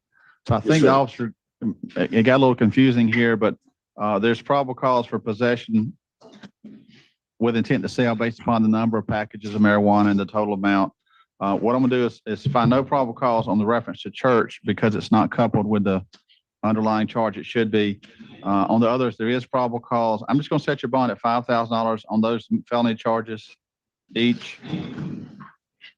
Actually, I'm not gonna do that. I'm gonna set it at $5,000 on the controlled substance, on $2,500 on the marijuana and weapon, and $1,000 on the driving license suspended. That's $11,000 total. Mr. McDaniel and Mr. Mitchell have had some discussions about the stop, the whether or not you can use a phone under those circumstances in Florida, and frankly, it's a little confusing to all of us. I tried to do some research myself. It looks to me like you can use a handheld device as long as you're not in the school or work zone, and as long as you're not texting with it. I'm just setting the bond, and we'll let the attorneys and the judge figure that out later on down the road. So your bond is $11,000 total. That's cash or surety. That means you can go through a bondsman, and you have a condition of random urinalysis.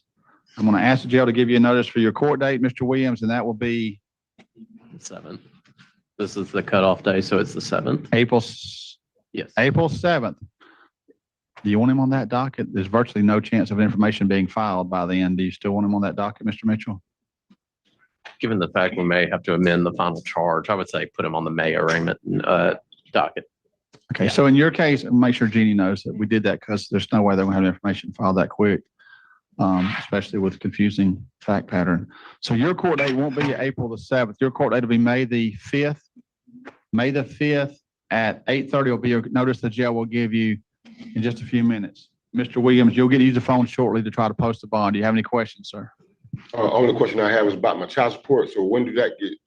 I know I should have a child support issue. Hearing today at 1:30. Hearing today at 1:30. Okay, so that's not on the jail sheet, Mom. I wasn't even aware of that. But Mr. McDaniel is telling me you have a hearing today at 1:30. Yes, so sir. You've got a hearing today at 1:30 on that child support issue. So they'll do that by phone or video from the jail. So posting the bond for the other charges won't do no good until I get the child support issue taken care of. You need to wait and see what happens with the child support. Yes, sir. That's right. It might not get out. So you need to wait till that hearing first. Yes, sir. All right. Have a good day, Thank sir. you. Thank you. Yes, sir. Clayton Langston.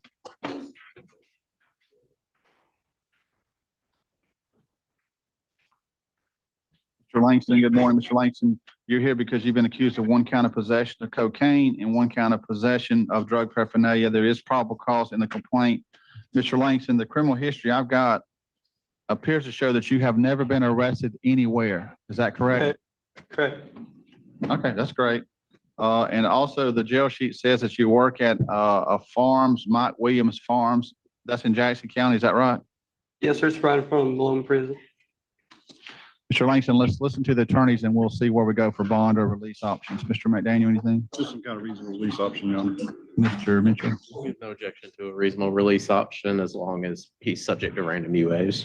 Mr. Langston, given your lack of any history, I'm going to let you pick between a bond and a conditional release. It is a felony charge, so if you choose the bond, your bond will be $5,000 cash or surety. But I am going to offer you a conditional release because of your lack of any history. Either way, whether you choose the bond or conditional release, you will have a condition of random urinalysis. I know that you probably heard me explain the conditions, how conditional release works earlier. Now, Yes, there's also a second charge of paraphernalia that'll have a $1,000 bond. So your choices are $6,000 bond, cash or surety, or conditional release with the standard conditions of release plus a random urinalysis condition. Do you know which you want to choose, or do you have questions, Mr. Langston? Conditions on release.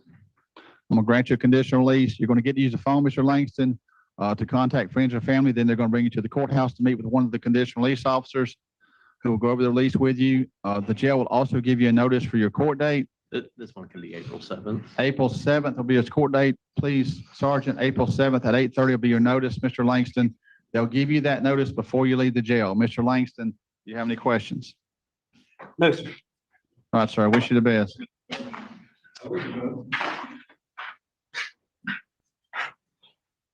We have Dante White. Is there any of these I don't want to see, Mr. Daniels? Let me know. Come in. Mr. White, come on up. I'm sorry, I apologize. It's Whittle. My eyes are getting old. Mr. Whittle, you're here because you've been accused of 1 count of driving while license suspended or revoked knowingly.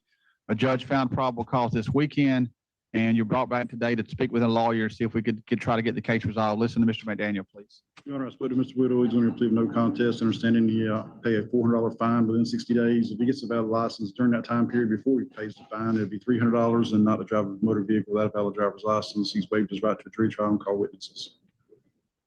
Thank you. Mr. Mitchell, is that agreeable with the state? It is, Your Honor. Mr. Whittle, did you hear that agreement? Yes, sir. Any questions about that agreement? No, sir. Mr. Whittle, is that the plea you would like to enter? Yes, sir. Mr. Whittle, I'm going to accept your plea of no contest to the charge of driving while license suspended or revoked knowingly, withhold adjudication of guilt, sentence you to 10 days in jail, but you will never serve that 10 days as long as you pay the court costs and fines. They're set by state and county law at the amount of $400. They're due on or before June 1st. If you get them paid by June 1st, Mr. Whittle, you do not come back to court. The case is over. If you can't get them paid for some reason, you have to be in court June 2nd at 8:30 a.m. in the county courtroom at the Jackson County Courthouse to request an extension, Mr. Whittle. If you don't show up and if you haven't paid it, then a warrant will be issued for your arrest. So make sure if you can't get it paid, you come in and ask for that extension. And Mr. Whittle, you're going to get out of jail this morning. Any questions, sir? No, sir. Thank you. Yes, sir. I wish you the best. All right, thank you. We have Bernard Williams next.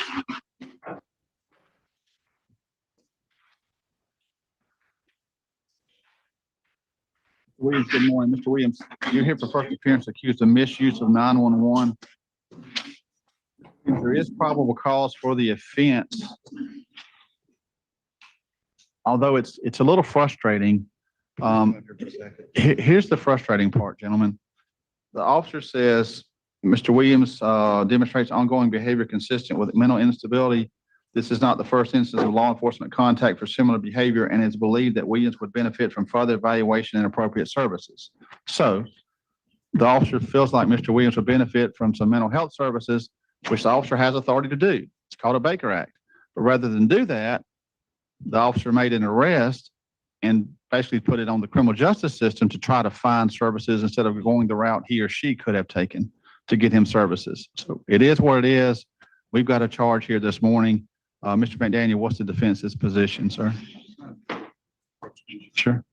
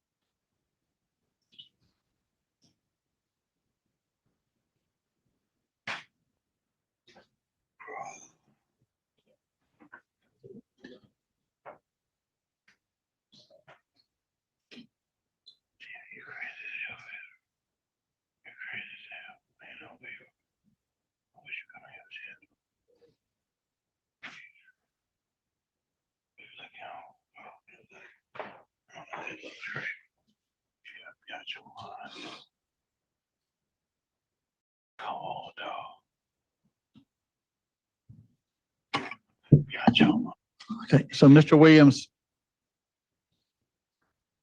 listen to Mr. McDaniel. I think he's going to make a request and we're going to see where we stand maybe after an evaluation. Mr. McDaniel. Your Honor, I'll just ask that maybe if the life management team can evaluate him today and maybe hopefully if he agrees, and I think he will, to have life management send me that report and make a determination whether he would qualify for a Baker Act or whatever other kind of recommendations that they may have so I can be aware of them. Mr. Mitchell, anything? We're in agreement with that, Your Honor. We can bring them back tomorrow. So, Mr. Williams, what we're going to do is we're going to ask life management to do an evaluation of you, hoping they can do that today. If they determine that you qualify for a Baker Act, which is what the officer implied in his or her report, then that may be the better treatment option than just sentence you to a jail sentence. So I need you to cooperate. I need you to cooperate with a mental health professional who's going to come see you, talk to them, be honest with them, and we'll see what they say. If they think that there's another way that we could get you some help, we want to know more about that. I'm going to see you tomorrow. Hopefully they'll have time to get that evaluation done today, and I'll see you in first appearance tomorrow. In the meantime, you've already got a bond that was set by the other judge. You also have the right to post the bond, but I'll see you tomorrow if you're still there, okay? All right. Have a good day, sir. We have Brentley Francois. I believe I'm saying that right. Francois, I think you're saying correctly.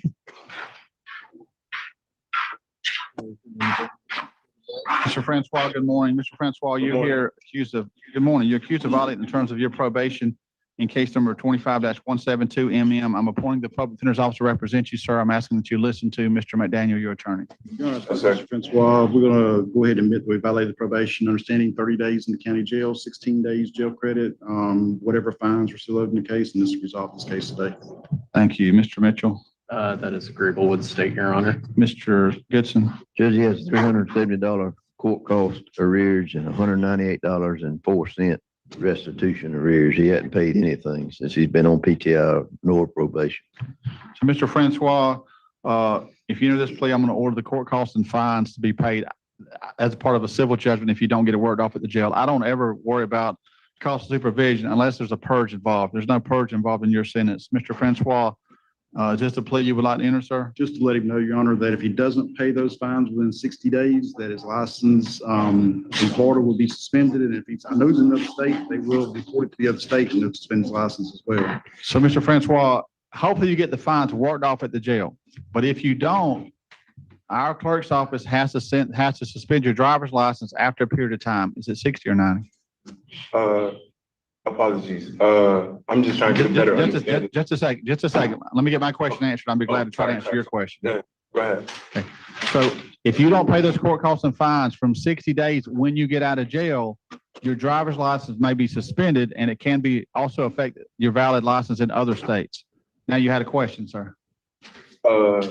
Yeah, I was just asking, I heard 30 days and I'm just trying to get an understanding of how that's going to work because, 30 days, but you have credit for 16. That means you have 14 days left. That means if you enter this play, you have at most 14 days. You may do less than that under Florida's game time law. I can't promise you that. I'm just making you aware of it. The most you will do is 14 days at most. Oh, yeah. I would be down for that for sure. Okay. What I'm going to do is accept your plea of no contest. Excuse me, it's not a plea of no contest. You're admitting that you violated the terms of your probation in case 25-172 Mr. Mitchell, I'm not aware of any other criminal history or convictions. Is there any objection to continuing to withhold? Yeah, no objection to continue with. Continue the withhold of adjudication. That means you still don't have a conviction on your record from this offense. Sentencing you to 30 days in jail, give you credit for 16 days, ordering court costs and fines of $370. So, Mr. Francois, you will finish these 14 days you have left at most, and then you'll be released, and this is all over with. You're through with Jackson County. Any questions, sir? Okay. Once I get released, I just gotta pay the $370. If you still owe it, you may do community service at the jail and have that worked off. Hopefully you'll have it worked off at the jail. But if you still owe it, then yes, you would need to pay it, okay? Okay. Thank you. Hang on, Mr. Goodson has something else. Judge, there was $198.04 restitution. I don't know if you were ordering that as part of the civil judgment or not. There will be a civil judgment for that. I can't do anything other than civil judgment. Thank you, Mr. Goodson. Okay, wish you the best, sir. Thank you. Elijah Riley and Herman McGriff. Elijah Riley and Herman McGriff. Mr. McGriff, let me see you too, because your cases are basically identical for our purposes today. So, gentlemen, looks like you were held 7 days for possible violation of probation warrants out of other counties. Mr. Riley, there's a no bond warrant in your case. I believe I saw Judge Young's signature on your case. It was signed March 25th. Mr. McGriff, there was a no bond warrant in your case. I'm not sure. I didn't look at the judge that signed it, but it was signed March 27th. So both of you do have no bond holds for possible violation of probation in those other counties. So you have the right to post bond here, but if you post bond, be aware you'll go to those other counties to deal with that charge. If you don't post your bond here, you'll deal with the local charges first. Mr. Riley, do you have any questions? No, sir. Wish you the best, sir. Mr. McGriff, Yes, any sir. questions? No, sir. All right, Mr. McGriff, wish you the best, sir.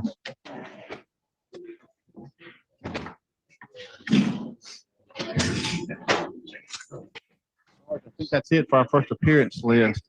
Anything else this morning, sir? No, sir. I think we got them all. Busy morning for Judge Wade Mercer. Lots of contestants, and he's already moved on into some other misdemeanor arraignments as well. So keeping himself busy on a Monday. Speaking of which, good to have you all here. However many of you are here, I still don't know. YouTube's got us flying blind this morning. No idea how many are out there because stats are broken. So if you're in the chat and have not said good morning, please do so. Let's go back to Huron County, Michigan. More from Judge Prill. 57332 H. It's time to accept the sentencing for his present represented by Attorney Timothy Turkelson. People are represented by Prosecuting Attorney Timothy J. Rukowski. Back on November 3rd of last year, the defendant entered no contest pleas to carrying a weapon with unlawful intent, resisting obstructing a police officer causing injury, 2 counts of resisting and obstructing, and indecent exposure. Ms. Karen Everland's prepared a pre-sentence report. It's dated December 2nd, 2025. In addition to the pre-sentence report, the court is in receipt of a sentencing memorandum that has been provided by Mr. Torkelson. Mr. Turkelson, I apologize. I don't know why I said that. I apologize. No problem. I've known Mr. Turkelson for years when he went back in Huron County. We're against each other too, as a matter of fact, back in the day. Mr. Turkelson, I apologize again. So the court has reviewed the sentencing memorandum, and there is documentation that's been submitted to the court regarding guidelines, which we'll address in just a bit. But Mr. Turkelson, have you and your client had the opportunity to review the pre-sentence report? We have. Are there any additions, deletions, corrections, or objections to the report other than guidelines? Other than guidelines, there are none. Sir, do you agree with that? Yes, Your Honor. Thank you. Mr. Rukowski, any objection to the report? No objection to the report or the guidelines, Your Honor. All right. And the court had said that Mr. Torkelson, it's probably because his batting average was about the same as Torkelson from the Tigers. Yeah, but when he hits, when he does connect, he goes deep, no doubt about it. Good one. Mr. Turkelson, let's begin with OV1. Sure, thank you. Judge, I laid out my objection in my pleading before the court, and I apologize. I didn't realize I was supposed to send this to probation as well. That was my fault, Judge. Well, I'll take the responsibility on that because I've just started doing that. This plea was entered back on November 3rd, so I probably didn't mention it at the time. but I have been at least since January, at least I think I have. So I'll take the hit on that. Well, certainly, Judge, and I appreciate that. So, Judge, yes, I have two objections to the score. The first is the aggravated use of weapon. I've laid out what the elements are that are required to be satisfied in order to prove the aggravated use of a weapon. And I would submit for the reason stated in my memorandum that this would be properly scored at 5 as opposed to what it was scored at 15. And I say that, Judge, because there's no question that my client in this particular occasion possessed a knife. And there's no question he was under the influence at the time he possessed the knife. And his possession of the knife and his behavior that day caused concern for many of the people in the park. And as a result, they called the police and the police responded. I think what's significant, Judge, is that my client, I don't believe necessarily used the knife in a way that would threaten somebody, certainly said inappropriate things while in possession of the knife, made comments about harming people while in possession of the knife. But none of the witnesses said he pointed the knife at me, he tried to use the knife against me. They said he had it with him when he made those statements. I think also significantly, Judge, the prosecutor's office hasn't charged felonious assault under these circumstances. And I think if there was enough evidence to believe, in fact, he had threatened people with the knife, they would have charged it. I have a great deal of respect for Mr. Wachowski, but never once have I seen him fail to charge something he could charge. And in this particular instance, felonious assault wasn't in fact charged. There was a knife present. My client did make inappropriate statements. For those reasons, I do believe that scoring 5 is appropriate. I just don't think there's enough evidence to score 15 as though he threatened the people specifically with the knife. And for those reasons, Judge, I object, and I think that the scoring should be a 5. Very well. Before I go to Mr. Wachowski, the probation department scored this matter at 15. Your reason? Yeah, on page 9 of 14 of the police report, if one of the interviews of the witnesses indicated that said that she noticed the subject had a knife on him, and he proceeded to hold the knife up in the air and said, "I'm going to F you up, all up," and immediately got her grandkids into the camper. So there's that fear there, Your Honor. And also her son also stated the same statement in the same on the same page of the police report, and that is why, Your Honor, I scored it. All right. Mr. Wachowski, your position. Your Honor, as it relates to the charging decisions, of course, probably well aware, and that's when we said we wouldn't bring any further charges. We don't charge everything under the sun right away. If need be, because we have to proceed on, there is a felonious assault here. We chose to charge the carrying a weapon with unlawful intent because that carries a 5-year felony versus the 4-year for the felonious assault. As it relates to the weapon, as Department of Corrections had indicated, so there were various witnesses, Mr. Shapinski, who told the police that the defendant had an open knife in his right hand, was threatening to kill them. And the other witness, which department referred to, Ms. Piazzo, said that she told the police he was holding a hand or holding a knife in his hand, stating, "I'm going to F you up." Her son also witnessed the same behavior and gave a statement from the defendant. And then further on, it said that Ms. Piazzo, I believe is how you pronounce that, once the defendant had done this, she immediately got her grandkids into the camper after seeing the defendant holding a knife in his hand and threatening to F them all up. So based on that, we ask that the court agree with the sentencing and hold it at the 15 points. We believe it's appropriate under the circumstances. Thank you. Mr. Turtles, any rebuttal? Agree with Judge. I concede that the statement, "I'm going to fuck you up," would cause anyone concern. But that's different than saying he used the knife in a threatening manner.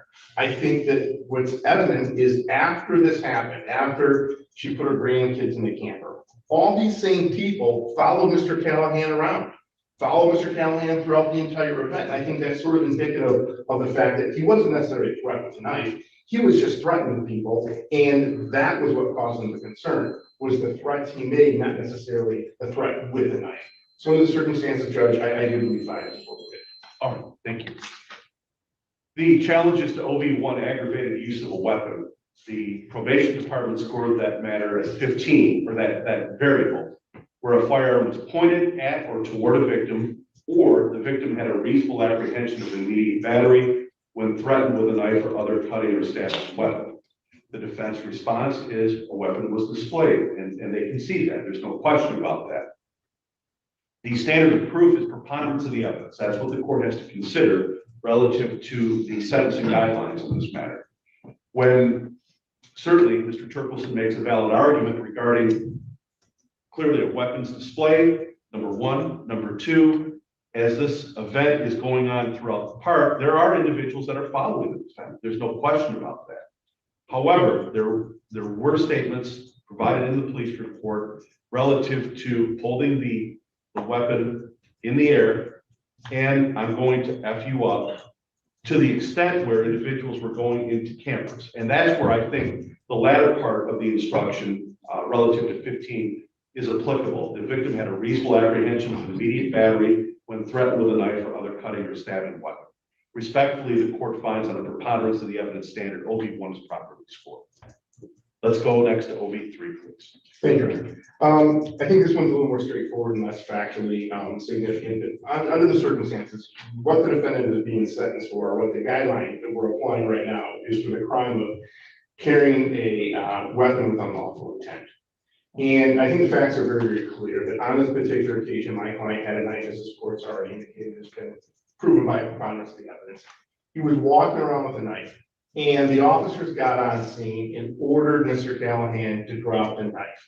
Within about 1 minute of getting on scene, my client did in fact drop the knife, and the officer, Mr. Deputy Wells, was able to retrieve that knife and make it safe, so to speak, and he had possession of that knife.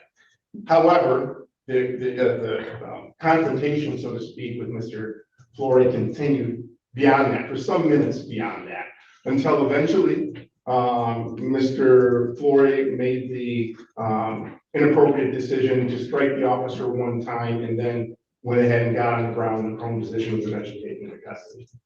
That happened sometime, that striking of the officer happened sometime after the knife had already been seized and no longer was Mr. Flory in a position where he was carrying a weapon with unlawful intent. He didn't have the weapon. So at that point, that crime had ceased to continue. That crime was done. And then he went ahead and made the inappropriate decision to hit the officer one time that I'm not arguing whether or not it caused injury. It did. And that being said, that would be appropriately scored under the R&O causing injury, the injury that in fact occurred. But it isn't appropriately scored as it relates to the carrying the weapon with unlawful intent, because that crime had already concluded. And the case law is very clear. Some of the various guidelines you can apply post-event conduct to the scoring. For example, OV19 almost always is applied. But under this particular OV, there's no language that would allow this court to consider that behavior and enhancing this particular guideline up. And so I don't think that it should be scored under this particular circumstances because that injury occurred after the scoring event had taken place, Judge. Thank you. Thank you. Response from the probation office, please. On OV3, Your Honor? Yes. In regards to page 12 of 14, at the very top, the officer stated, I also took photos of Deputy Wells' injuries and the suspect injuries. So it talked about that there was injury from the officer that took place. Also on page 7 of 14 indicates I observed that Deputy Wells had blood around his lip area. Deputy's finger was also bleeding. So there's also injuries that indicated in that section of the report as well, Your Honor. That is why I scored the points I did. And you scored them at 10, I believe, correct? Pardon? You scored them at 10, correct? Yes, Your Honor. Okay, thank you. Mr. Rakowski. Your Honor, as you decide this one, Mr. Turkles and I have discussed it, and I believe that it's when you look at the strike compared to the incident with the knife, we would argue that it's one continuous event because it starts off with the narrative from Deputy Wells that when he arrived, he said, I passed a large man with approximately 300 pounds, my patrol vehicle with a knife in hand, blade out. And then there was this back and forth to try to get him to drop his knife. I screamed at him to drop the knife. After about a minute, the man dropped the knife, started to walk away. And then from there, he gave him commands. And then it goes down where eventually later in that paragraph, he says he was struck.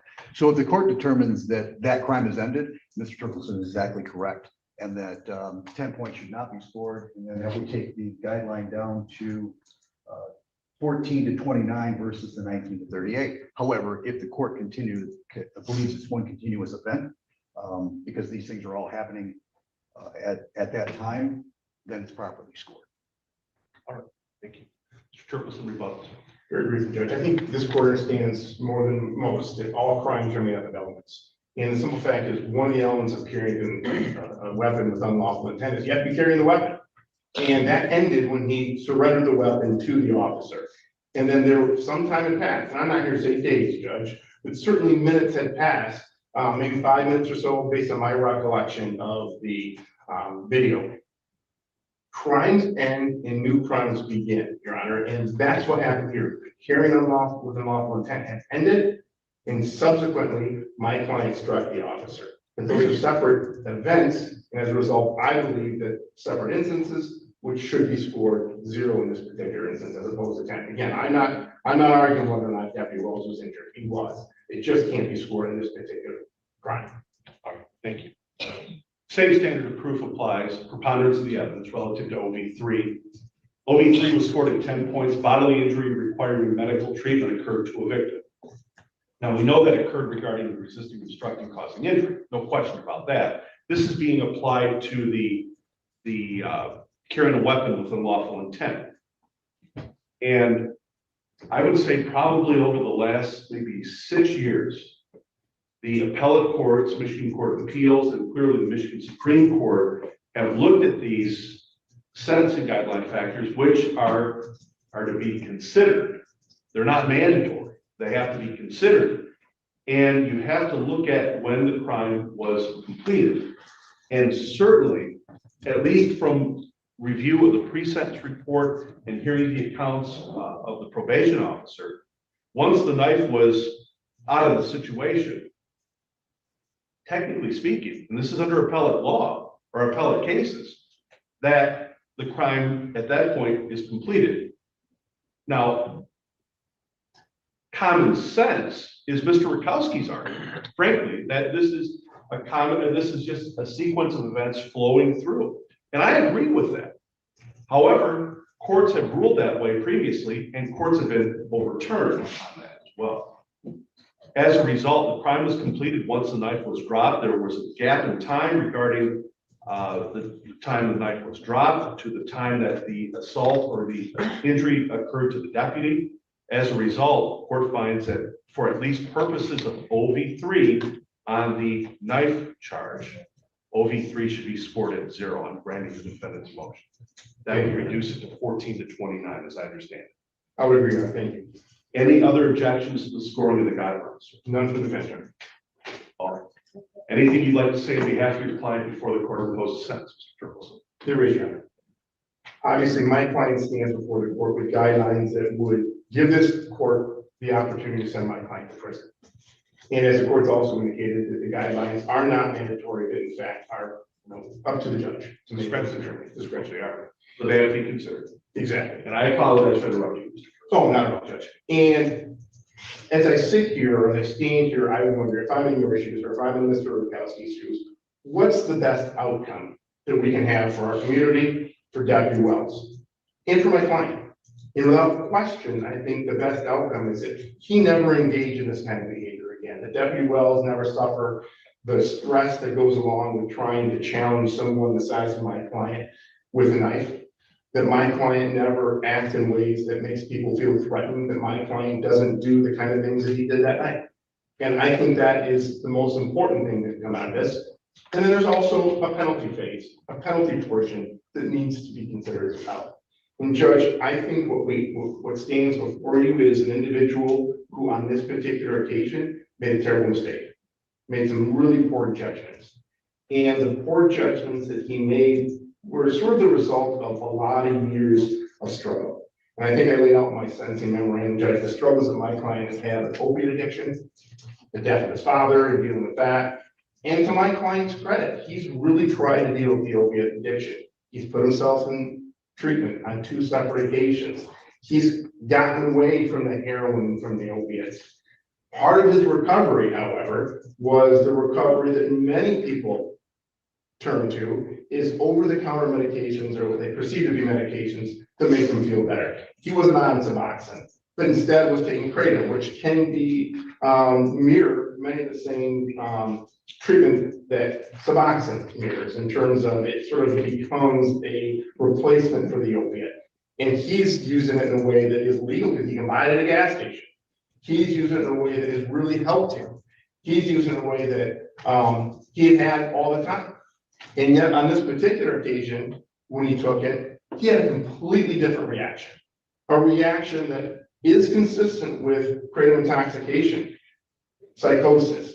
As on this occasion, he thought people were trying to kill him. He thought the officer was trying to kill him. He expressed that on numerous occasions throughout the interaction with the officer.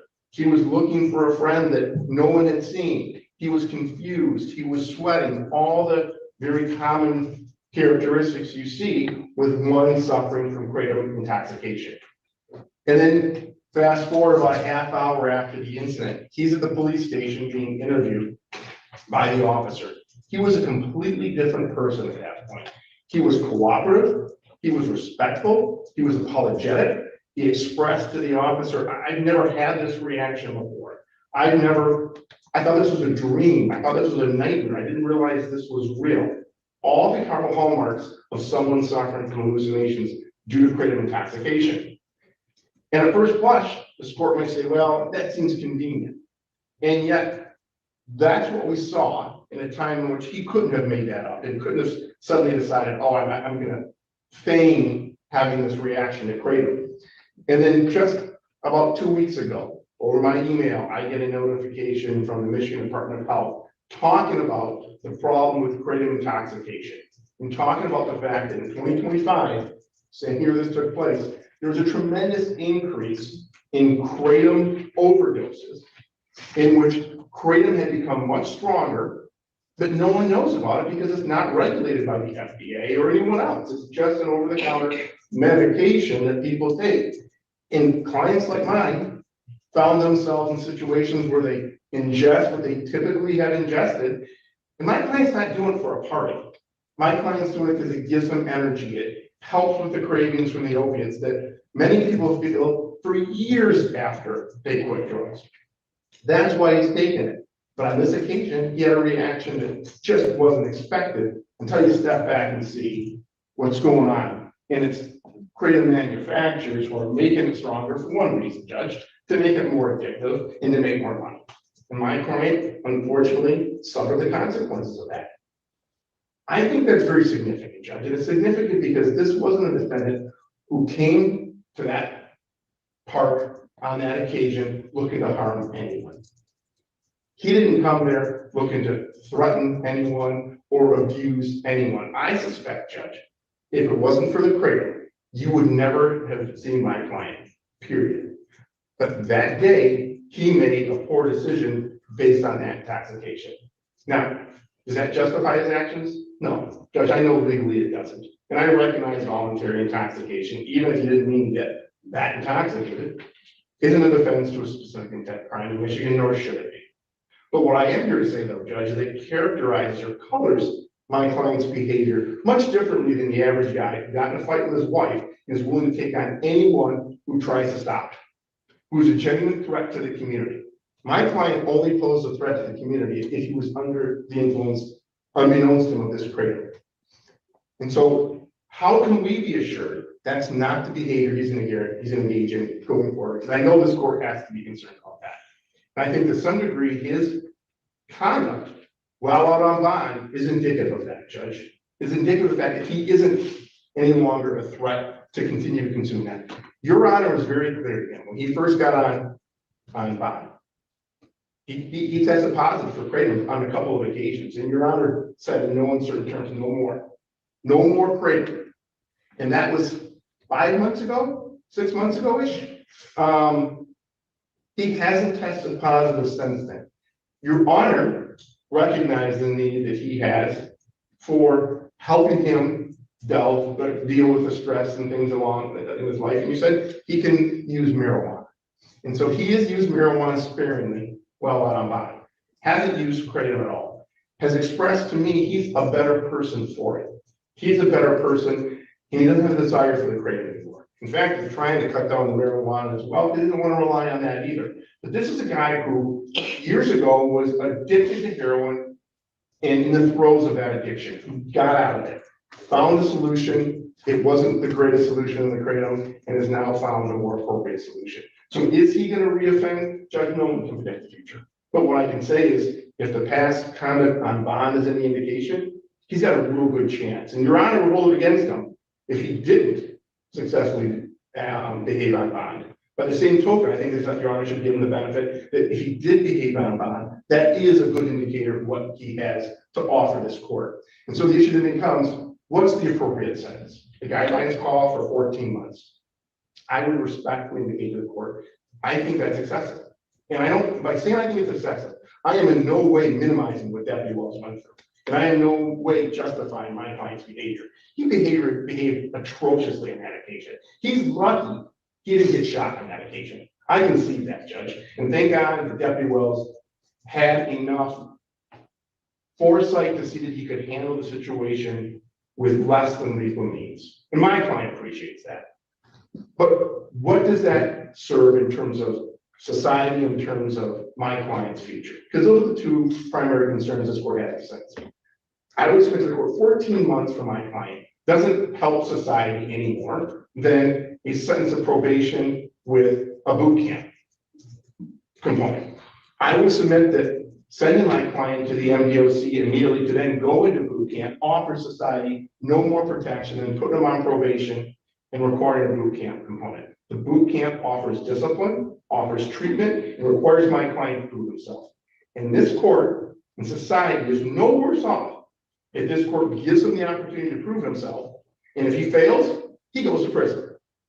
I don't know that sending the person off the bat is justified here. In fact, I don't believe that it is, Judge. And I think that if my client had been a problem on bond, you had no choice but to send him. If my client didn't have a good job like he has, my client didn't have the family support that he does, yeah, prison may be the best place for him until he can get into the boot camp program. It's not what you have here, Judge. My client's brothers is waiting outside. His mom wanted to be here, but my client said, look, I can do this on my own. I got myself into trouble. I can handle this. And she's more than supportive. Obviously, his dad has passed. He is a guy that you could take a chance on, Judge. And if you take a chance and he screws up, you have the same power to send him to prison and even more justification. So under the circumstances, Judge, I believe that the guidelines are properly scored at 14 months. I believe it's excessive. That's not who this gentleman is.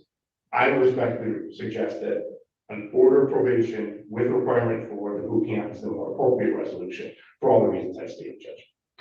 Thank you. Does your client wish to speak in light of the no contest plea? He does, Judge. I think you want that. Floor, if you wish, you may. I do. I wanted to thank the court for giving me time to show that I can clean my act up and drop clean, not get in trouble and all that. And I also want to apologize to the community that night and the officers that I frightened that were on the scene that night.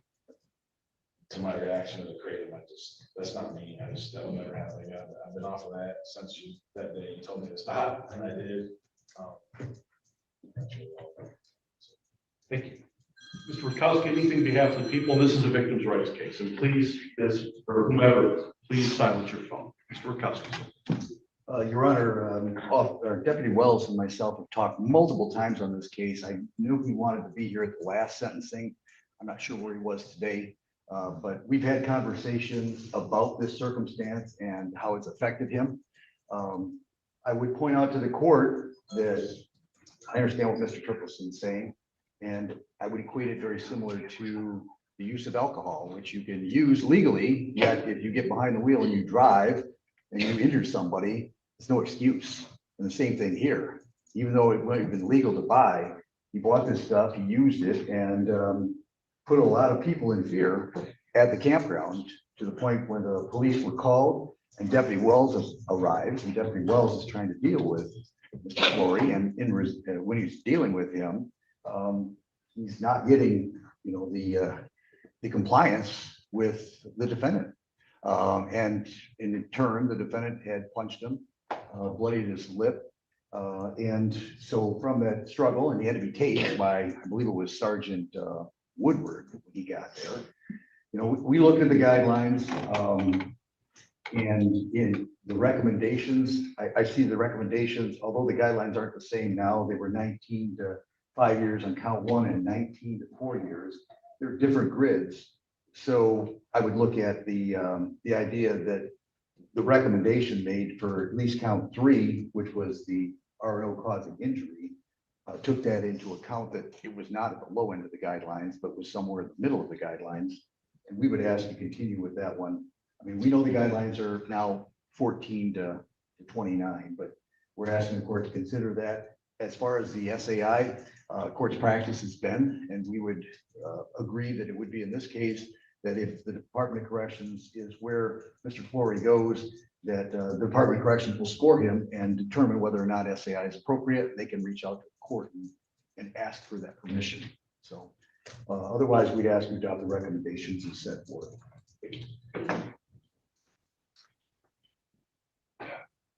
Compelling arguments on both sides, clearly, and the court has to consider that. Before I go into the sentence here, the reason that I was involved with Mr. Flory regarding the Kratom was we were in a state of flux regarding our district judge, probate judge retiring, and I had to cover the courts until our new judge was selected by the governor. So that's how I got to know Mr. Flory initially, by being a part of the district court process.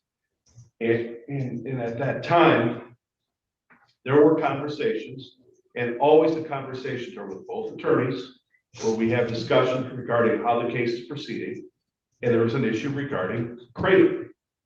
And this substance reminds me back in the day of the old bath salts that used to be out there years ago. And you could go to the north end of town, pick up the bath salts, and we remember how that affected not only the state and the country, but this county as well. Mr. Rakowski has oodles of cases relative to those types of matters involving bath salts. And here, this is to the court, frankly, a new bath salt is what this is. Kratom, you can go right now in Huron County and purchase it.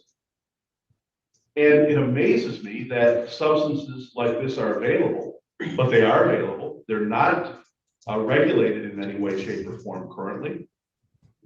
Maybe they will, but it's a substitute for other substances with individuals who have substance use disorder.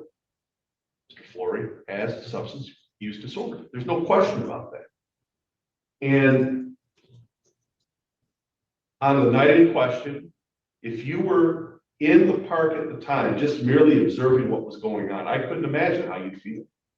It was that crazy, that it was that out of control overall when you're at a campground, merely enjoying your time. And next thing you know, there's a fracas going on outside. Eventually, police arrive, knife is gone, but the knife was out earlier. And tased, assault upon a police officer. I mean, it was not a pretty sight, clearly. And so the court obviously has to address that and the behaviors of the defendant. But clearly he was under the influence of this, I'll call it a poison, it's what it is. That's truly what it is. The poison led him to do some really dumb things, frankly. And I mean no disrespect, but that's exactly what happened.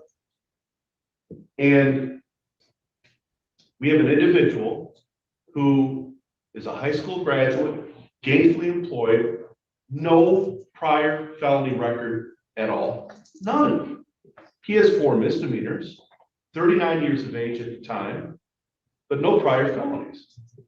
And so at first blush, when you look at this, hey, wait a second. Obviously, not a wise decision to substitute. Well, I guess it would be wiser than using heroin or other substances, Kratom, but that was the driving force that particular night. Now, Mr. Turkelson is absolutely correct. Voluntary intoxication is not an excuse, and they concede that.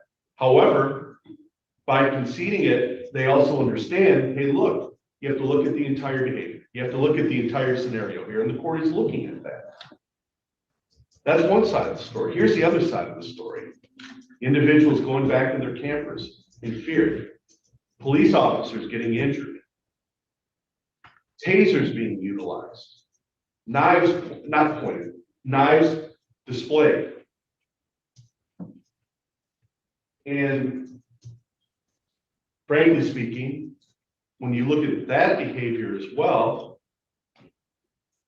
one asks oneself just simply, how or why would you act that way? You're here enjoying your time with family or friends, and all of a sudden, frankly, for lack of a better phrase, all hell breaks loose. That's what happened here. And the intoxication is not an excuse or a justification for it. It explains behavior, but it doesn't necessarily justify. And here's another example of what the court has to at least consider. That is the sentencing guidelines. Court is required to at least consider the guidelines. Back in the day, they were mandatory. And absent substantial and compelling reasons to depart, you had to be within the guideline range. Now, we have case law that has just come out last week that an in guideline range sentence was remanded back to the trial court. That even though it was within the guideline range, it wasn't appropriate. Matter is going to be remanded back to the trial court in another county, and we're going to start the process all over again. So I guess when you say discretionary relative to guideline range, I guess it's clearly discretionary because, again, the new case law that's coming out is a little concerning. Now, I don't care if it's Huron County, Genesee County, Lapeer County, it doesn't matter. You have to conform your behaviors to societal norms. That's just the bottom line. And this court has been extremely consistent, at least I hope it has, relative to considering the guideline range. At first blush, I couldn't imagine if I saw the video of this. It wouldn't have been pretty. And the court could sentence to 29 months. 29 months to 5 years, at least on count 1, 29 to 4 years on count 2. But the court is balancing all that because when you consider the guidelines, you consider the terrible decisions made by the defendant, but the changes that have been happening, there's been some positivity to warrant at one point, not 29, not the midpoint, but what the court finds to be, and this is just remaining on consistency, number one, and fairness to any individual that comes before this court, is some sort of consistency that when you understand you come before this court, this is likely what's going to happen. And when I consider all that, and I consider the defendant's behaviors since then, and the guideline range now is not 19, it's 14. The court could depart lower and give 12 months of accounting. Sure, it could. But under the circumstances here and the behaviors of the defendant, which I find to be not necessarily normal, however, but based upon the use of the substance, it will be the sentence of this court that the defendant be committed to the Michigan Corrections Commission, placed in the commission's custody to the low end of the guidelines, 14 months, 5 years credit for 2 days served. That's just to count 1, count 2. In count 1, restitution to Deputy Wells in the amount of $10, $10 to the Sheriff's Department.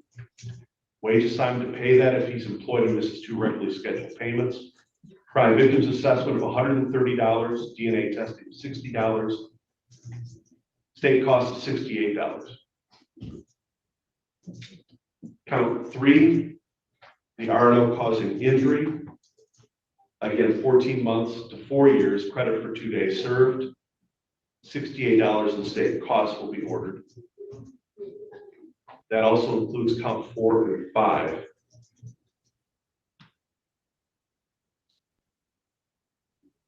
Count 6, the indecent exposure. 365 days county jail, credit for 2 days previously served. $186 in state costs will be ordered as well. Regarding the SAI program, the court can consider that, but not today. I'm staying consistent as I have in the past. However, it's my duty to inform the defendant he has right to seek leave to appeal. If he's financially unable to provide counsel of his own choice, the court will assign counsel for the public expense. He's conditioned to receive the questionnaire, forms requesting the assistance of counsel, both of which must be executed under oath and filed with the court within 42 days. Your Honor, count 4, count 5, and count 6 are all 12 months jail, correct?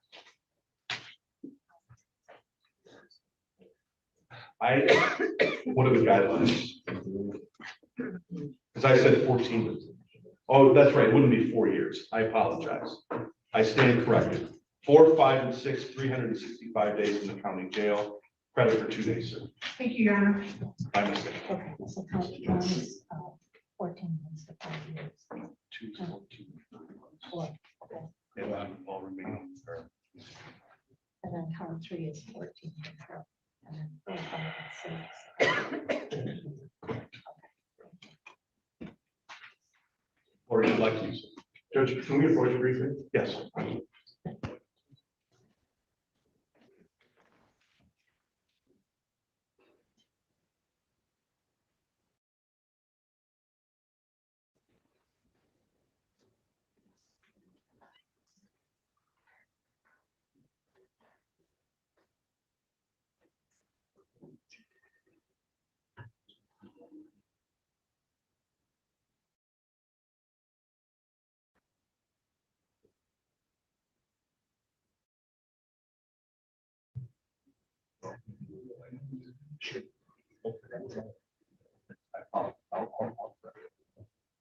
Point noise off. We're gonna have a change on count 6. Some counts. 1, 3. That is correct. Okay, so There's no we've got count. an extra. Okay. Got an extra one. All right, count 6. This was part of the plea agreement. And that is a delay of sentence relative to count 6. That's correct. That was placed on the record beforehand, and it was reflected here in the report, but I do recall that. So relative to count 6, defendant, and it's a delay of sentence under the delay of sentence statute. Correct. So we would do a review of that next year. Delay of sentence relative to count 6. Obviously, there's no jail time imposed for a delay of sentence because it's not technically a sentence, but the state cost would still apply. Thank you. And we'll get a date. March 29th. March 29, 2027. Judge, could my client have an opportunity to turn himself in, or is this court inclined to have him be remanded at this point? He's remanded to custody of the sheriff.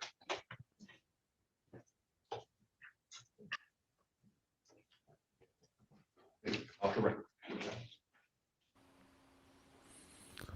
Okay, I got to admit, friends, that the final sentencing there was a little bit confusing. I think it's concurrent, but it might have been consecutive. I'm not sure, and they were trying to correct stuff themselves there at the end. So confusing, other than I think we're all in agreement that none of us particularly liked that defendant. That seemed to be obvious in the chat. I did want to bring up real quick, since there was a couple of people, I believe, in the chat who were questioning kratom and what that is. Kratom is a tropical evergreen tree native to Southeast Asia. Its leaves have been traditionally used for hundreds of years for their stimulant and opioid-like effects. In the U.S., it's often sold in powder capsule or liquid extract form, marked as a natural supplement for energy, pain relief, anxiety, and to manage opioid withdrawal symptoms. So we know a little bit about kratom here in the bunker, not because we've ever used it, but because it was actually presented to Beth as an option to deal with her chronic migraines kind of off the books. Dr. Brain, as we call her neurologist, has told us that he has some patients who have responded well to it to deal with their migraines, but he also issued the warning that there's no control over it whatsoever. So the dosing of it, the potency of it is just all over the board, and you don't really know what you're going to get. So from that standpoint, it can be dangerous as well. So we've never chosen to go there because of the fact that it's hard to find kratom that's actually what is marked. So the quality is just not there. So a little more about that, just so you guys know. Let's do this. Oh, couple programming notes real quick before I go to the next court. First off, reminder, the end of the 4th hour today, I have an Animals of TCF slideshow for you guys. That was as the result of hitting our super chat goal on Friday. That'll run for about 7.5 minutes. The end of the show. It's already been prepared and ready to go. Thank you to those who submitted your photos. I threw in a few of our own here, and it'll be a nice presentation. Friday, we will not have a live show because it is Good Friday. I'll probably do a best of, but I'm not sure yet. And Sidebar is on spring break for the next 2 weeks. So Sidebar, usually Tuesday and Thursday evenings, will return April 14th. Okie dokie, with all that out the way, let's go to Texas Judge Stevens. That is a 2019 case, and the reason that case is so old, to my understanding, Mr. Post was in Montana and in Nevada, and they just brought him back. I mean, he's a transient. I mean, they blend into the woodwork, and it's hard to find a transient. That is true. So what I want to do, since they just got him, let's see, what do we have? It's just he has 2 cases. Two assaults on public servants. Yes, they're sir. different. And they're different. Let me read this. A 2019 case. See something.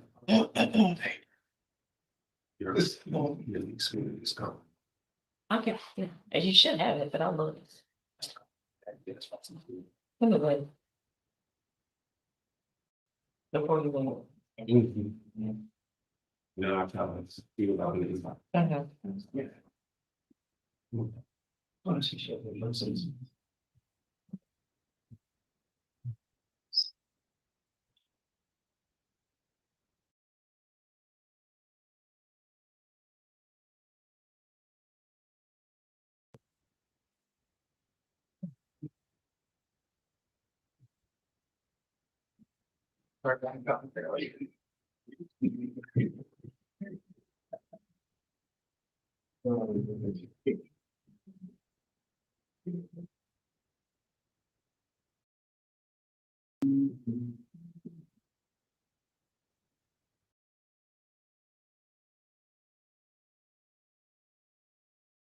Changes in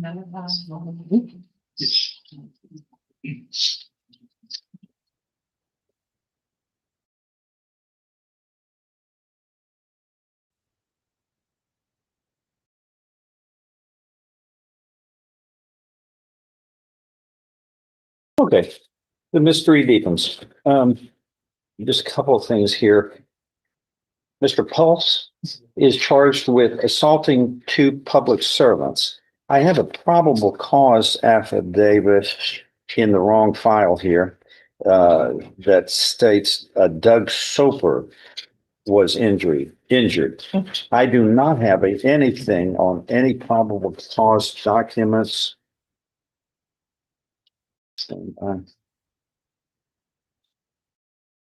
At all I have is yes.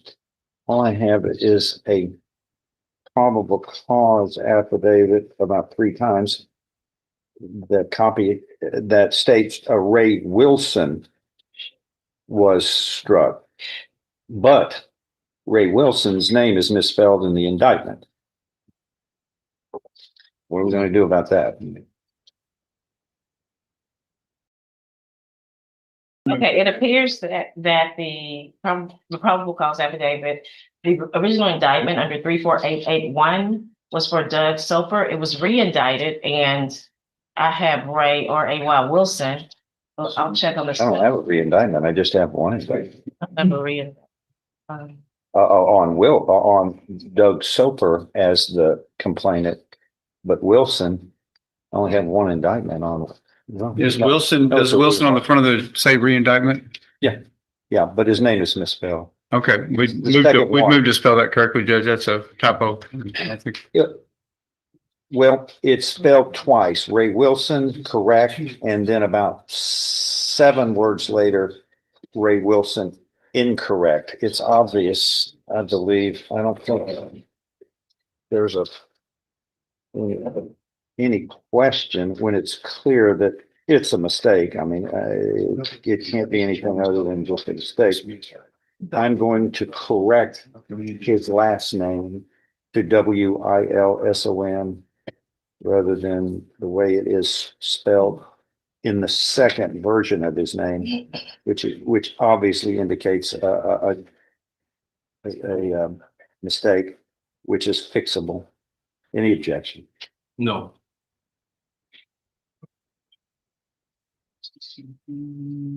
That is corrected. This date. 3:38.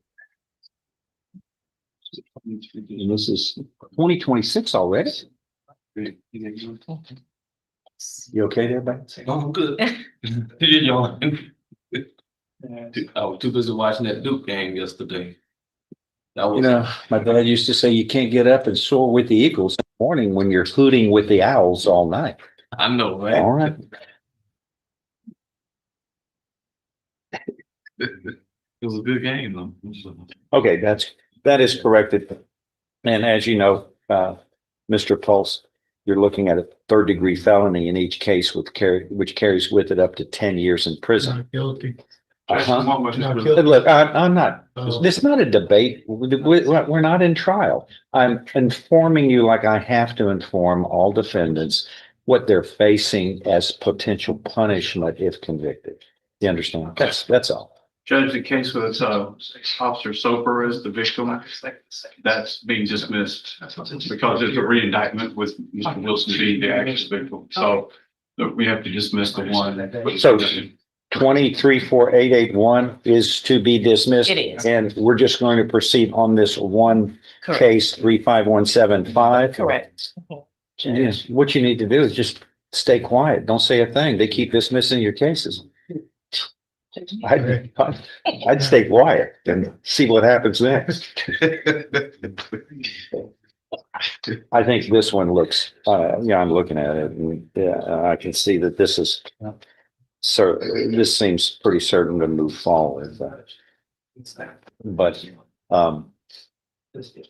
okay, Langston. Judge, if you don't mind, can you just put it on one more announcement and then, and How I'll. much time? 4 weeks. 4 weeks is perfect. 4 weeks good for everybody. It is. Besides, look, I'm going to ask for Mr. Pulse. He's a transient. Does Mr. Pulse have any record? Do y'all see a record at all from the state?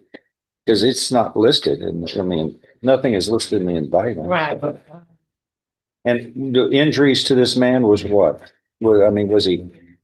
It wasn't serious injury. Was it? No, we're not alleging serious. Has multiple arrests, You but know what? On that case that's being dismissed, I need to pull that probable From cause Nevada. affidavit out of it because He was in the. it could be in this one. but I don't see the dispositions. There's multiple arrests stemming from Nevada, Las Doesn't Vegas. make a big conviction. Yeah, I don't see any convictions, but my offer reflects that. 4 weeks. 4 weeks, I think we'd be good. How long have you been in jail? How long have you been in jail? 2.5 weeks. You just got it. Well, Montana. What were you in Montana for? You must have lived there. No. Why were you in Montana? Is that where there was a warrant that was sent for you or were you at the Montana jail? So living there, I got pulled over my car. Yeah. They said I was warrant in Jefferson County. Okay. And then they put you in custody. When did you get arrested? But When did you get arrested up there? About 2.5 weeks ago? Yeah. Oh, okay. I thought you had been in jail a while, but just 2.5 weeks? Okay. All right, then set it for 4. That'll work. Thanks. Okay. Thank you. All right, Mr. Pulse, thank you. Hey, Don. Yes.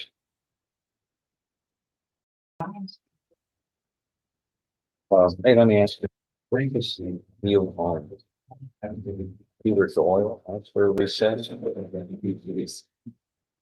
We can reset that. Yeah, a couple of videos.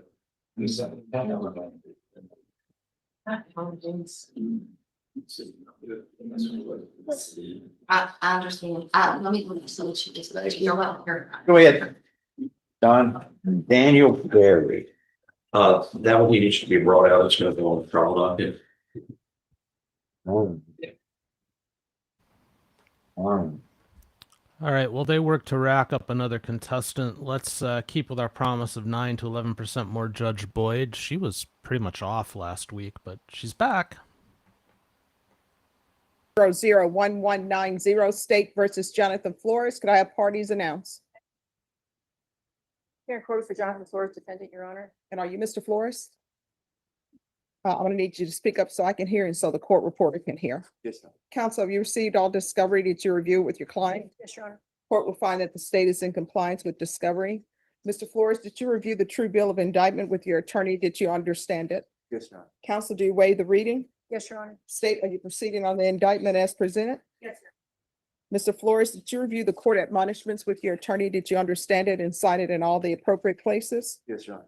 You're charged with unlawfully carrying of a weapon with a felony conviction as a second-degree felony. Range of punishment is anywhere from 2 to 20 years in prison and up to a $10,000 fine. If you have a plea with the state, the court does not have to follow your plea. If the court does not follow your plea and gives you more than you bargained for, the fact that you entered a plea will not be used against you and you will be allowed to withdraw your plea. You have a right to jury trial, a right for you or your attorney to cross-examine and confront any witnesses the state would call, and the right to remain silent. By entering this plea, you're giving up those rights. Did you intend to give up those rights and enter into a plea in this case? Yes. Counsel, has your client been able to provide you with any defenses? Yes, Your Honor. Do you believe he has a rational as well as a factual understanding of the charges against him? Yes, Your Honor. Do you believe he's currently competent and was legally sane at the time of the offense? Yes. Mr. Flores, has anyone threatened you, coerced you, or placed you in fear to get you to enter this plea? No, Your Honor. Anyone promised you anything other than the plea? No, Your Honor. Are you satisfied with the way you've been represented? Yes, sir. If you're not a U.S. citizen, by entering this plea, you will be deported, denied naturalization, and reentry. Did you understand? Yes, sir. Court will find that defendant has knowingly and voluntarily waived his right to jury trial. Did you review the plea bargain page with your attorney? Did you understand it? Yes, sir. According to the plea, punishment is to be assessed at 4 years in the prison. There's a $2,000 fine and no applications. Did you understand that to be the plea? Yes, Your Honor. Defense? Yes, Your Honor. State? Yes, Your Honor. Did you review the waiver of appeal paragraph with your attorney? Did you understand it and sign it in both places? Yes, Your Honor. By signing that you're waiving your right to appeal, the only items that can be appealed are written pretrial motions that have been filed, heard, and ruled upon by the court. Did you understand? Yes, sir. Counsel, have there been any such motions? Your Honor. Then to the offenses charged, how do you plead? Guilty, not guilty, or no contest? No contest. State any evidence? Your Honor, sees one in attachment. Objected, Your Honor. All right, state, you may be excused. Did you review the waiver and stipulations with your attorney? Did you understand it and sign it in all the appropriate places? Yes, Your Honor. Again, did you understand you have a right to jury trial, a right for you or your attorney to cross-examine and confront any witnesses the state would call, and the right to remain silent? Yes, sir. Did you understand that today the state will be presenting evidence in the form of witnesses' statements and police reports, but most importantly, there'll be no live testimony? Did you understand? Yes, Your Honor. Court will find that defendant has knowingly and voluntarily waived and consented to stipulation of testimony and stipulations. Court will accept into evidence states exhibits 1 and attachments and review the same.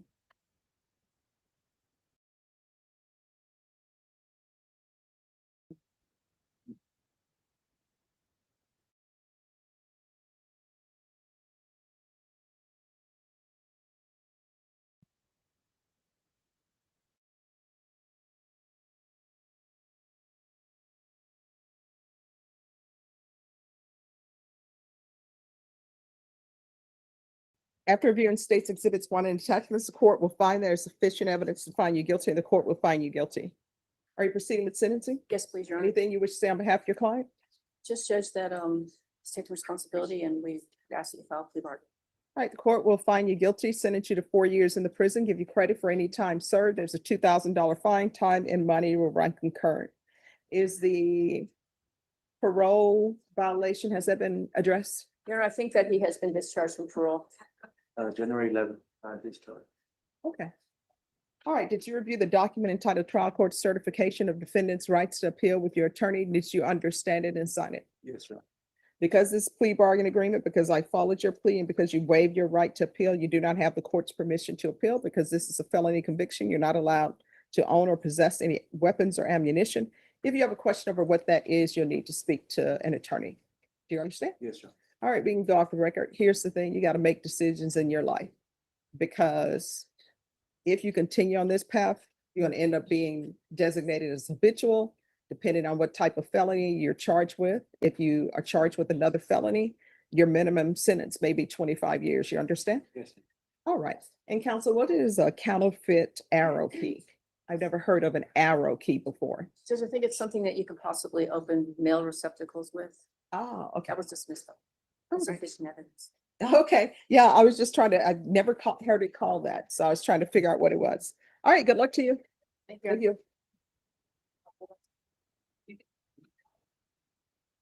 Oh, it's unlawful possession of a weapon by felon. You're welcome. All right, who's next? Dela Rosa, page 560.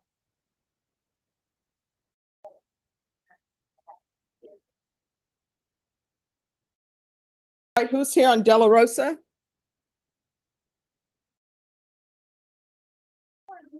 Good morning. Is there an application? No, Your Honor. All right, Ricardo Dela Rosa. Court is calling 2026 CR 00194. I'm sorry, 1954, Cindy. Could I have parties announced for the record? Daniel Schoenbeck for the defense.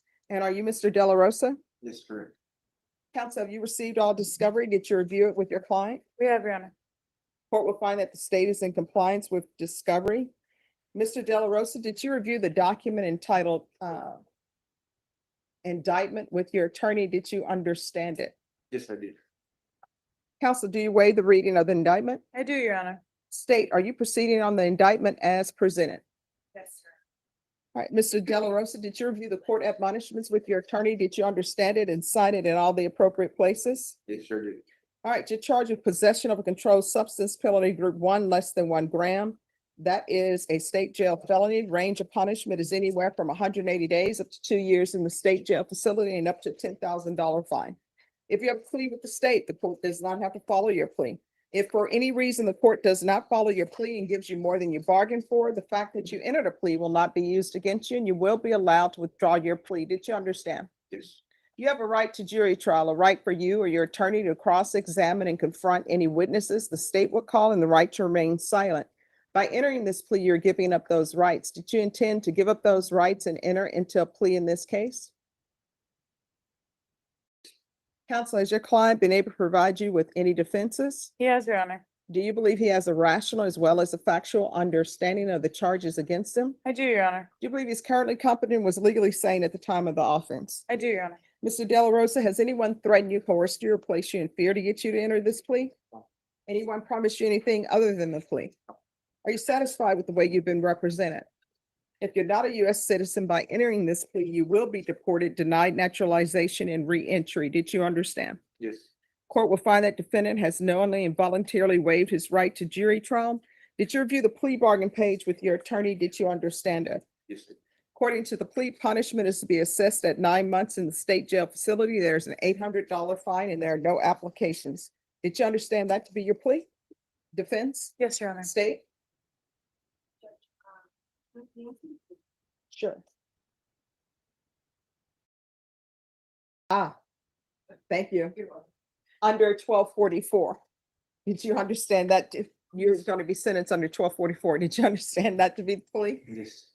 All right, defense is at the plea. It is, Your Honor. All right, did you review the waiver of appeal paragraph with your attorney? Did you understand it and sign it in all the appropriate places? Correct. Yes or no? Yes. All right.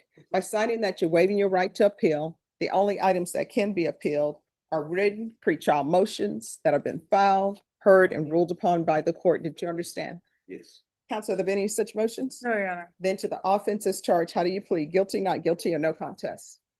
State any evidence? No objection, Your Honor. All right, state, you may be excused. Did you review the waiver and stipulations with your attorney? Did you understand it and sign it in all the appropriate places? Yes. Again, did you understand you have a right to jury trial, a right for you or your attorney to cross-examine and confront any witnesses the state would call in the right to remain silent? Did you understand by entering this plea, the state would be presenting evidence in the form of witnesses' statements and police reports? But most importantly, there will be no live testimony. Did you understand? Yes. Court will find that defendant has knowingly and voluntarily waived and consented to stipulation of testimony and stipulations. Court will accept into evidence states exhibits 1 and attachments. Court has reviewed the same. The court will find there is sufficient evidence to find you guilty, and the court will find you guilty. Are you proceeding with sentencing? Yes, please, Your Honor. Anything you wish to say on behalf of your client? We just asked the court to follow the agreement, Your Honor. All right, the court will sentence you to 9 months in the Bexar County Jail under 1244, give you credit for any time served. There's an $800 fine. Time and money to run concurrent. There's to be no unsupervised contact with minors. Are you all intending this to be a judgment satisfied? No, Your Honor. I believe he'll have about a week left. All right. Mr. Dela Rosa, did you review the trial court certification of defendant's rights to appeal with your attorney? Did you understand it and sign it in both places? Yes.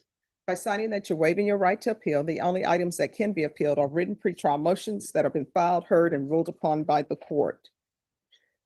I'm sorry. Did you review the trial court certification of defendant's rights to appeal? I'm trying to do too many things at one time. All right. Because this is a plea bargain agreement, because I followed your plea bargain agreement, and because you waive your right to appeal, you do not have the court's permission to appeal. Because this is a felony conviction, you're not allowed to own or possess any weapons or ammunition. If you have a question over what that is, you'll need to speak to an attorney. Do you understand? Yes. All right, we can go off the record. Here's the thing. If you have a drug or alcohol problem, there are plenty of places in San Antonio, in Texas, that can help you with that.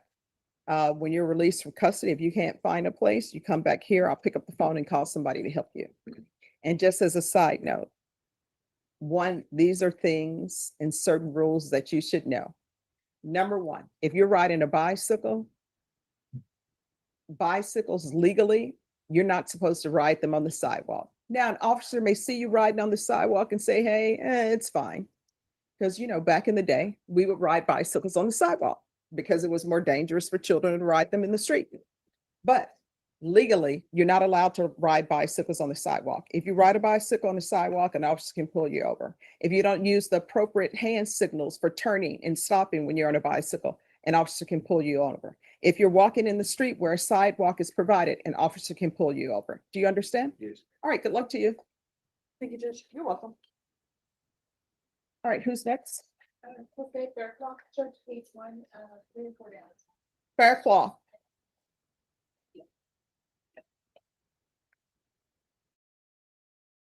Who's the attorney on Fairclough?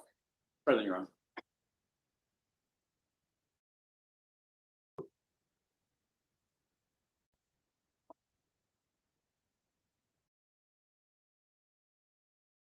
Right.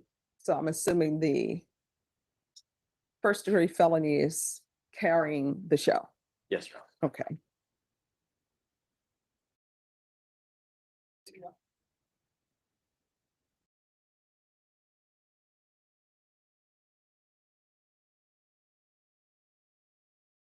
All right. So have you received all discovery?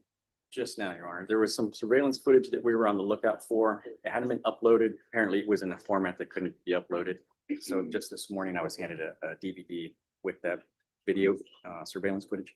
The only problem right now is that it's not a continuous 10, 20-minute video. It's broken up in little pieces. It's not even in order. I haven't had a chance to go through all of it, prosecutor, but I'm hoping a week, 2 weeks, we can come back. All right. How old are you? 22. I'm sorry? 22.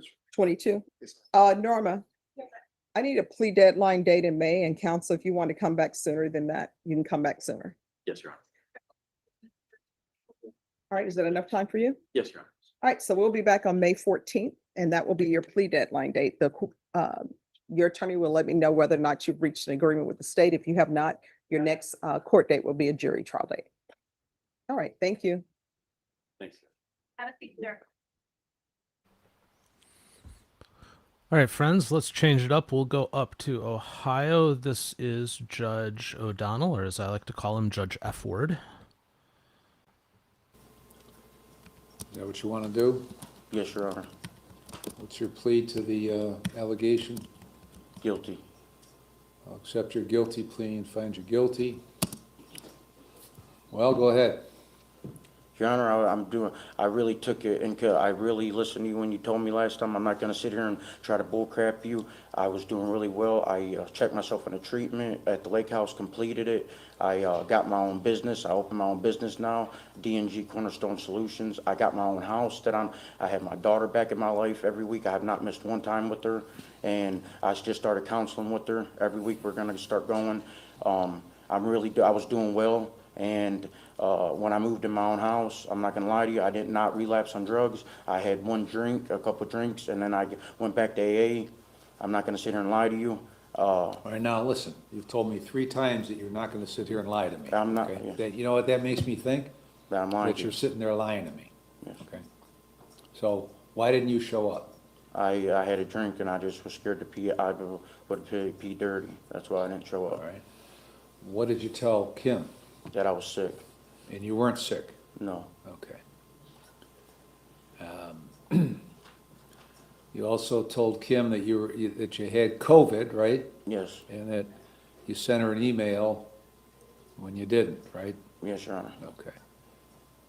And when she came to see you in the jail, what did you tell her about having COVID?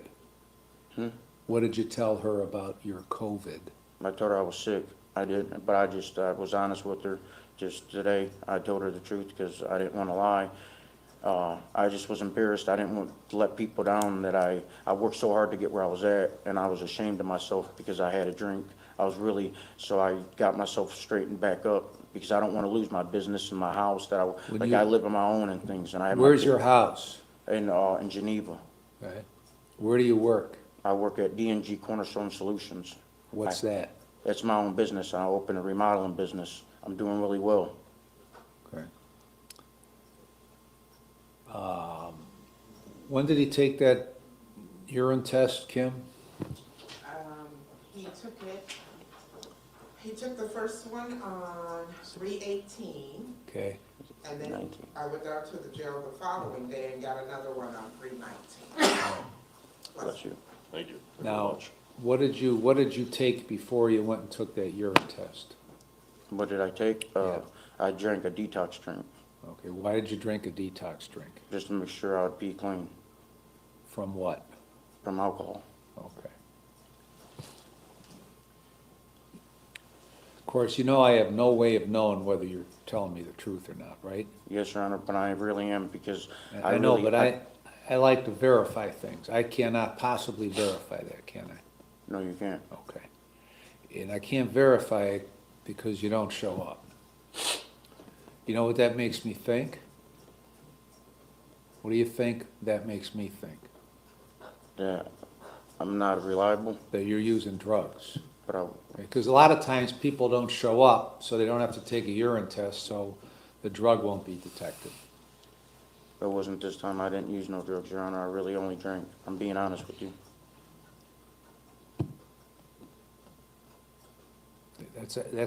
Isn't that asking an awful lot of me to believe that you're being honest with me when I look at your record since you've been here? Yes, Your This is Honor. your 3rd violation, isn't it? Yes. Okay. And you were here on a pretty serious charge, weren't you? Yes. Okay. So, anything you'd like to say, Mr. D?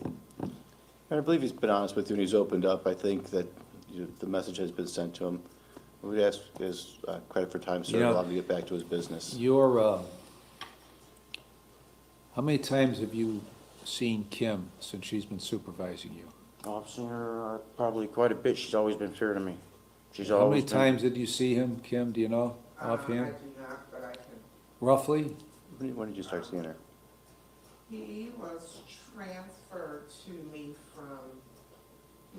transferred to me from Jamie, but I'm not sure exactly what day.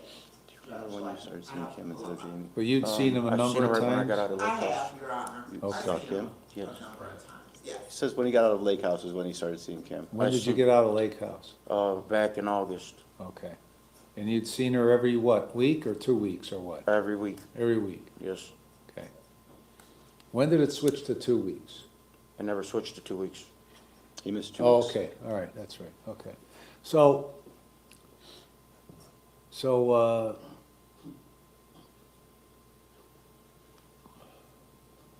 why do you assume that she's not very smart? Why do you make that assumption? I never thought that, I'd never took that from her. Well, it doesn't take her long to figure out her probationers, when they're doing what they're supposed to do and when they're not doing what they're not supposed to do. Doesn't take her very long. So she knew that there was something off with you when it got to a certain point. And did you really think that you were gonna fool her with this line of crap that you had COVID and couldn't show? No, Okay. Because I gotta tell you, she didn't believe you right from the word go. I knew, I Right. understand. And then when you showed up with that urine that was some foreign color, she knew something was wrong, but she still wouldn't admit something was wrong. So this is your third one here. Am I gonna make some magic assumption going forward that you're actually gonna do what you're supposed to do and not screw around anymore? I really am, Your Honor, because I don't wanna let my kid down. Like, I just got her, she has been back in my life for 3 months right now. How old is she? She's 8 years old. Where is she right now? She's with her mother. And I get her this weekend, and then I've not missed an appointment. Me and her's just now getting along really well. We're starting When were you counseling. when did you last have her? To the fall, I get her every 2 weeks. Okay. And how long you been in jail? I've been in jail for almost 14 days. Okay, so you didn't, when is the last time you had her then? The weekend before I came into jail. Okay. When were you supposed to have her again? I'm supposed to have her this weekend again. So every third weekend? Yep. And I talked to her yesterday on the phone. Okay. What's her mother gonna do about this? She's still part of my life because of how good I'm doing and things, and, you know, Hey, if you're, she's upset that I'm back in jail. okay, you can't tell me how good you're doing Okay, when you're in jail again. you're For right. the third time on this.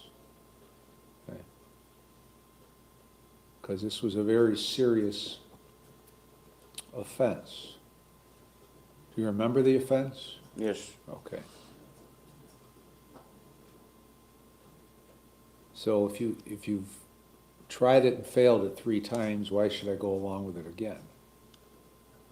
you shouldn't, Your Honor. I'm not gonna even say you should, but I worked hard last time because I'm very embarrassed to be back here in front of you.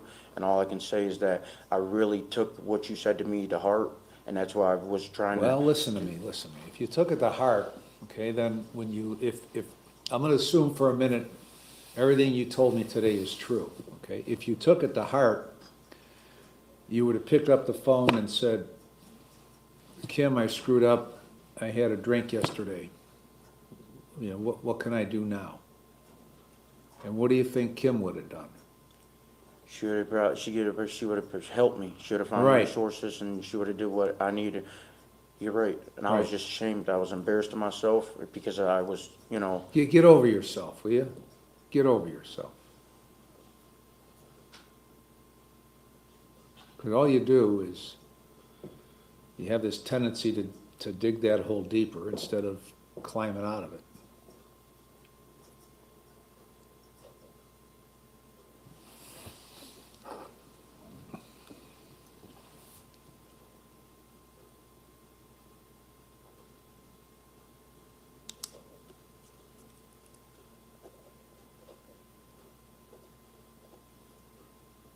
Got a sponsor? yes, Your Honor. How often do you go to the AA meetings? I go to 5 a week. Do you provide proof of that to Kim? Yes, I was. I was on an app.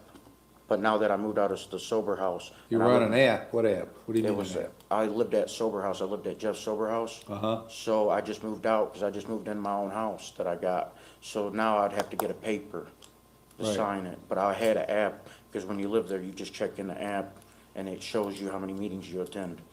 do you go to the meetings? Yes, I do. Like physically go to the meetings, not Yes. look at them on your phone? No, right? yeah, absolutely. Go to them. You have to be at the meetings. That's the only way they will check you in. How long you been in jail? I've been in jail for 13 days today. Since the 18th.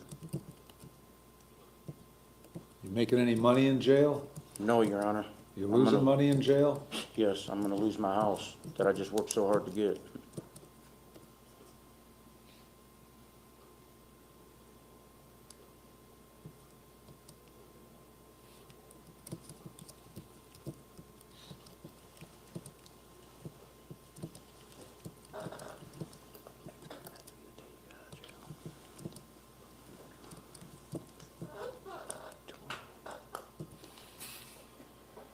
All right, I'm gonna continue you on community control. You're gonna serve 13 days with credit for 13.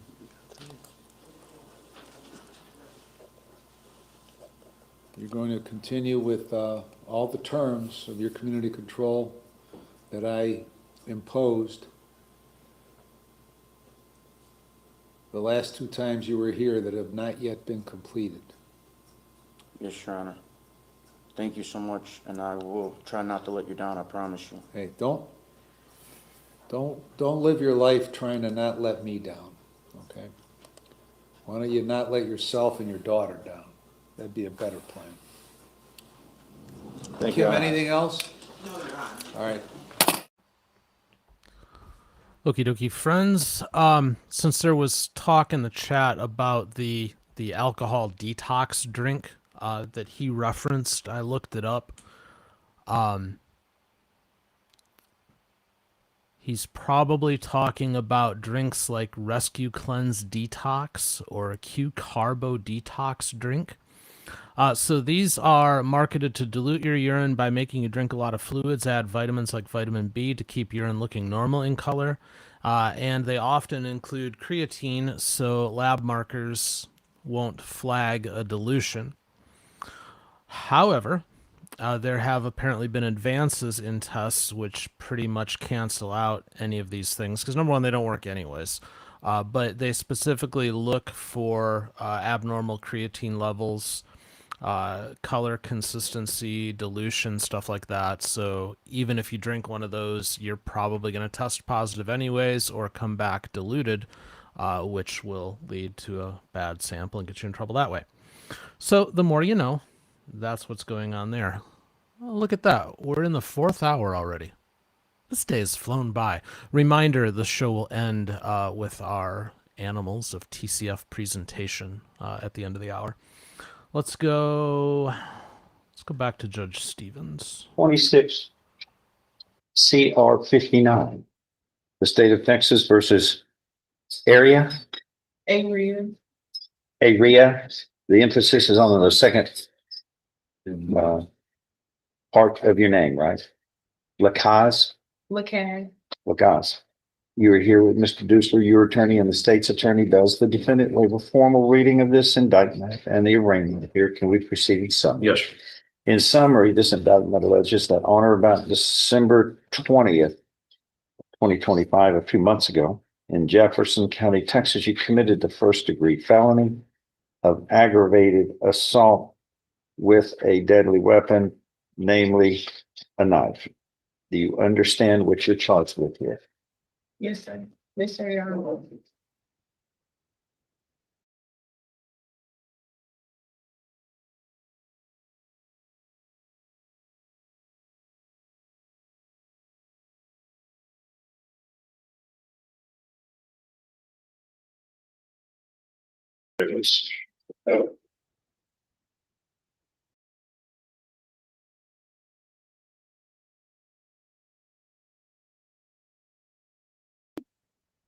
Since this is a first-degree felony, you are facing a term of life imprisonment if convicted. or any term of not more than 99 years or less than 5 years in prison. In addition, a fine may be assessed not to exceed $10,000. Do you understand the punishment range you are facing here? Yes, sir, Your Honor. An agreement's been reached where you would be pleading guilty and placed on deferred or unadjudicated probation. So, and that can be up to 10 years in length. There is no fine.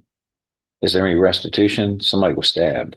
There's no restitution. The victim just requests mental health assistance. So I spoke with probation and we're going to do an evaluation and try to get her some help on that side. Okay, but what happened to the victim? Did he have to go to the hospital or something? He is not requesting or did not. What I want to know is we went to the hospital, did the people pay the bill, or is he just, if they're fronting the bill, then she's got to pay the people with this count.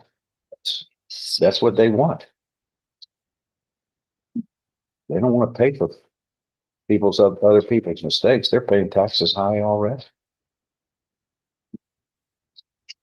So I did go to San Luis. Yeah. Something that wasn't for free. There's some cost there. I'd have to reach back out to him, Judge, and get the actual restitution amount then for his visit. Well, it may be he may not even know. You know, he may walk out of there after they treated him. Yes. And then, but I know hospital puts it on the book somehow as an expense.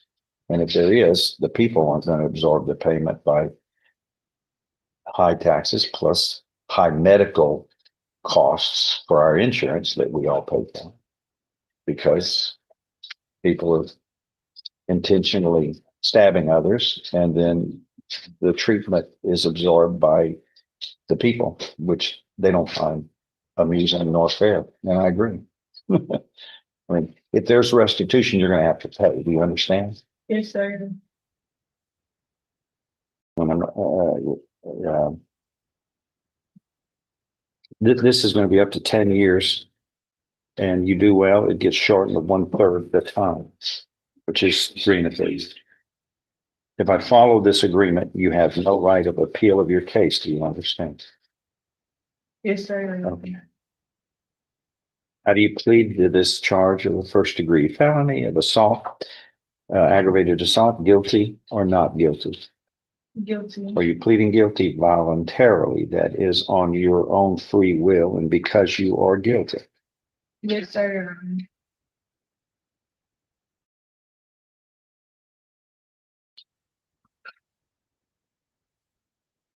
Sure, it was marked as State's Exhibit 1. Did you sign that document voluntarily? Understand it? Discuss it with your attorney? Are the contents all true and correct? Yes, sir. State's Exhibit 1 is tendered into evidence. No objection. Without objection, it's admitted. This states that you are mentally competent to enter your guilty plea. It's freely and voluntarily made. You know what you've been charged with. The indictment's been read to you. You read it. You were guilty of the crime charged and any lesser included offenses. You were giving up your rights to a jury trial and the rights to the appearance, confrontation, cross-examination of witnesses. And you were totally satisfied with the representation provided by your lawyer. All of this will help you God. Yes, Correct. sir. And you are pleading guilty today voluntarily, knowingly, intelligently, and after discussions with your attorney? Yes, sir. All right. The pre-sentence report waiver? Yes, sir.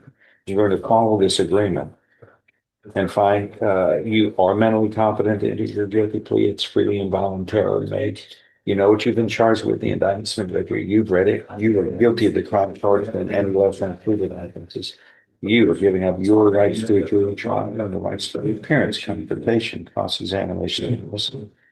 You were totally satisfied with the representation provided by your attorney? Yes. All of this is true. So help you God. State's Exhibit 1 is made a part of the record for all purposes and pre-sentence report. Yes. I'm going to follow this agreement and find you you are mentally competent to enter this plea, which is proven voluntarily made. There's sufficient evidence supporting the plea from State's Exhibit 1 admitted here to find you guilty beyond a reasonable doubt. However, Based upon the agreement reached, I am going to defer or postpone any finding of guilt so long, conditioned upon you following these terms and conditions of probation, which the probation officer is going to go over with you. Make sure you follow them, because if you fail, your probation could be revoked. You could then be found guilty and sentenced up to life in prison. Do you understand? No less than 5 up to life in prison. So there's a premium here on the requirement of you to follow these rules and conditions of probation. Restitution, it's stating none. There could be restitution just to what may be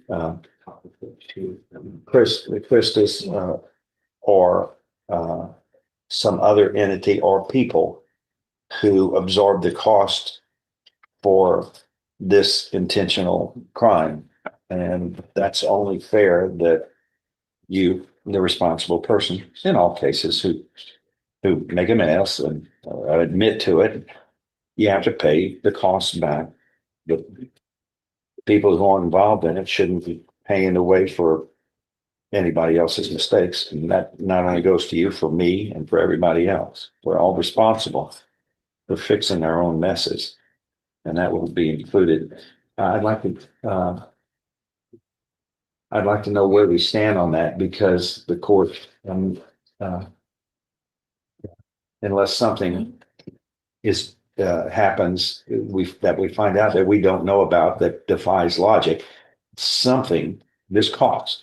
You know, hospital treatment always costs. It costs someone.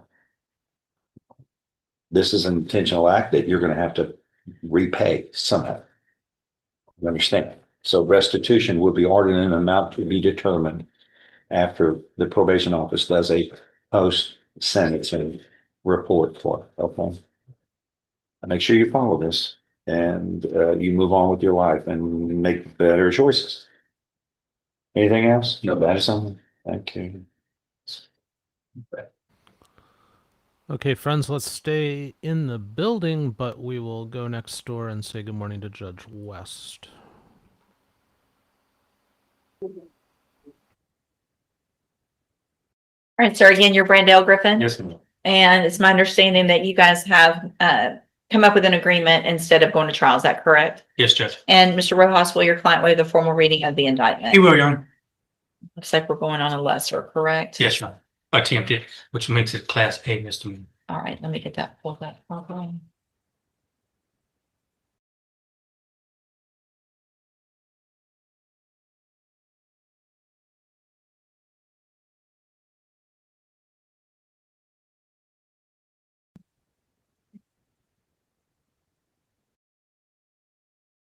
Okay. So Mr. Griffin, in cause number 24 DCCR 1666, the state has elected to proceed on the lesser offense of a Class A misdemeanor, attempted publishing or threatened to publish intimate visual material from June 24th of 2024. How do you plead? Guilty. Are you pleading guilty freely and voluntarily? And because you did what they charged you with? I have here on the tablet some documents that have your signature on them that the state's marked as exhibit number 1. Before you signed these, did you go over them with Mr. Rojas? Yes. Do you fully understand them? Yeah. And you understand if I follow the agreement that you made with the district attorney, you'll be waiving or giving up any right to appeal. And it looks like the agreement is for 30 days in the Jefferson County Jail that y'all have checked, and you have credit for 14 already. Correct. And the agreement is for me to reset sentencing to a different date so that you have time to kind of get your affairs in order so that you can go serve that time out. Is that your understanding? Yes. And are you a U.S. citizen? Yes.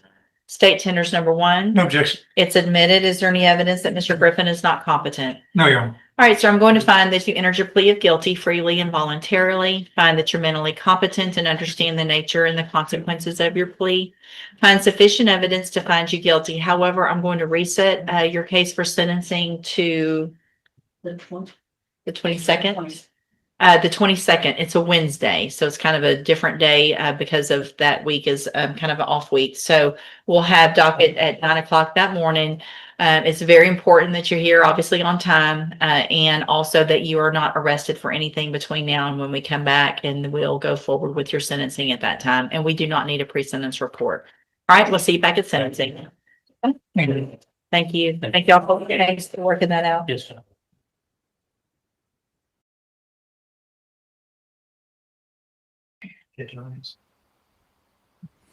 All right, quick and easy in Judge West's court this morning. Let's go back to Huron County, new contestant in front of Judge Prill. Sentencing.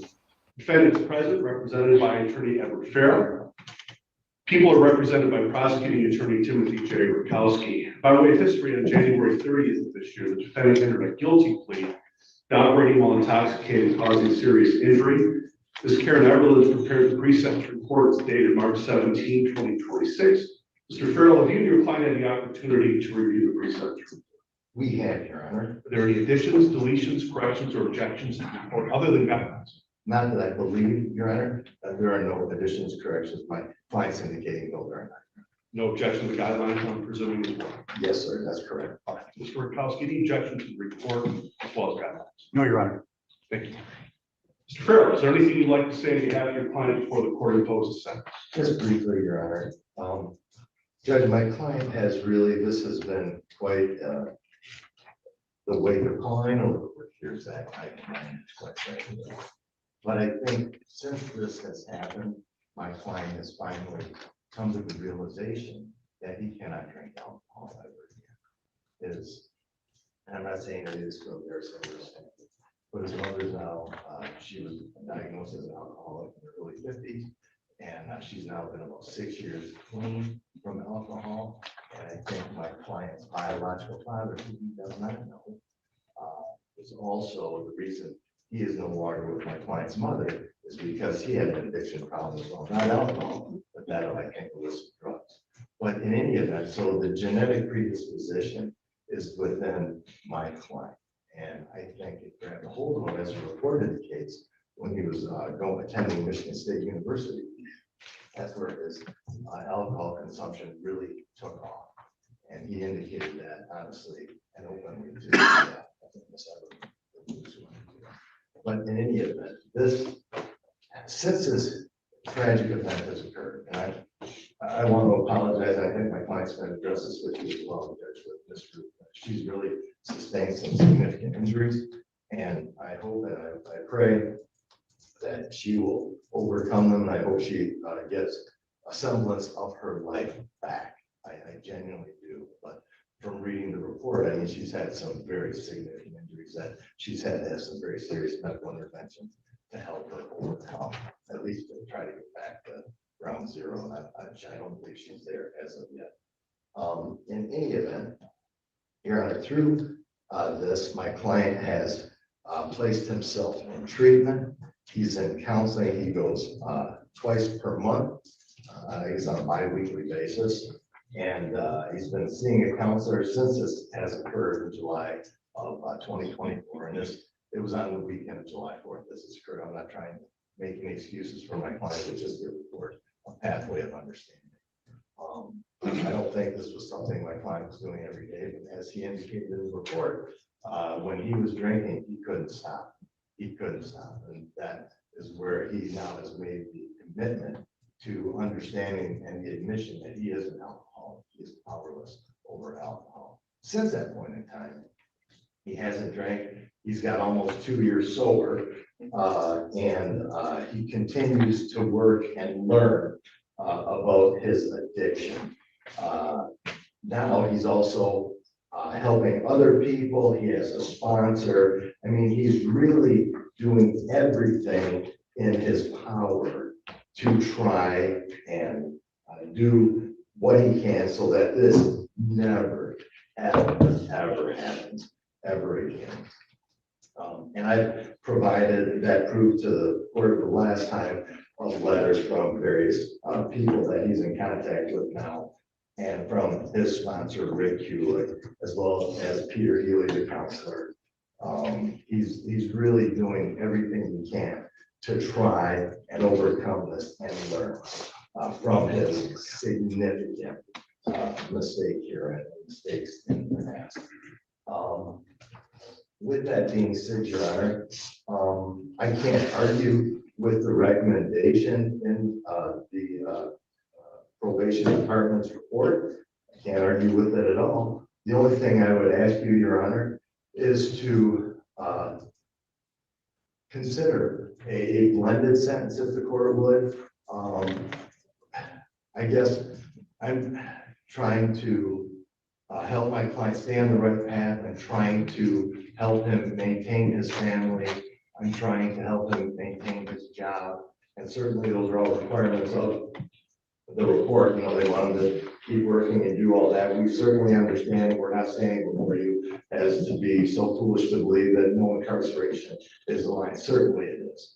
And I was even going to ask you, Your Honor, to consider a longer probationary term so that the court can be assured that, you know, first of all, you can have more control over my client and make sure that he's true to the words that I think he's going to speak to you about here today, about maintaining his sobriety and not ever coming before you on even a hiccup of any sort. You know, that he's not following the rules or having a drink because he simply cannot drink. He just can't. So with that being said, Your Honor, he has repented. There was one other thing I wanted to address that came to me this weekend. I hope this doesn't offend anybody in the courtroom, but it seems to me that I go to church every week, unless we're out of town, we try to find a service out of town. But it seems to me every time I hear a sermon, it's almost like the pastor or the preacher is talking directly to me. And this week's sermon was about, you know, people's idols. And, you know, they talk about Christianity or they talk about being a big believer, being spiritual, but it's only, you know, on the weekends, maybe for an hour. And they might talk about it during the week when they're doing some Bible study. Their idols become, at least for me earlier in my days, you know, it was the work all the time. That was my idol, working for money and trying to take care of my family and get my kids involved in the best activities I could, which was foolish. I mean, the hierarchy should be God, wife, family. That for me, and that's what I try to live by. And when I heard the pastor talking this weekend, I thought immediately my client, Max, I knew I was coming in here today, Mr. Gagnon. And I thought, my God, you know, this poor guy at his young age, he's 31 years old.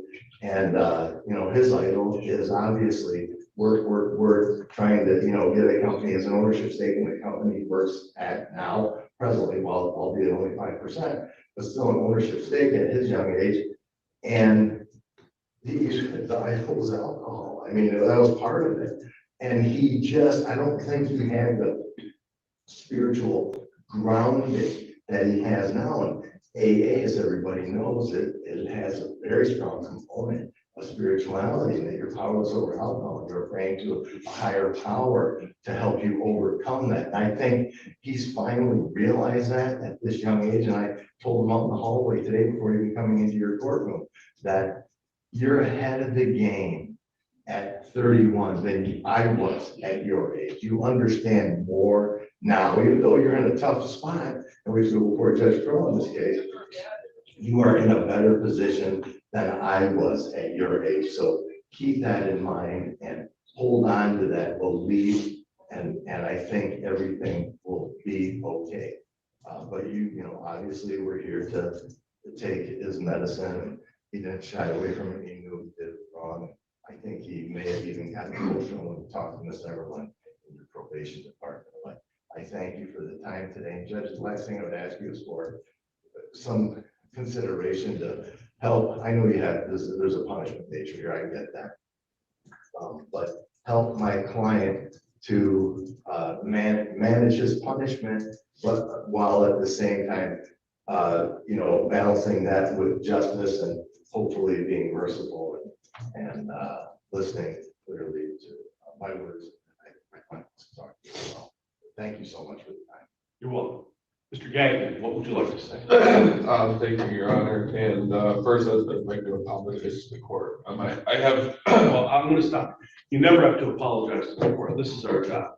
If there's anyone to apologize to, it's anyone who may have been affected by your behavior. I prepared a couple pieces here. You know, on Saturday, I'll be celebrating 21 months of sobriety.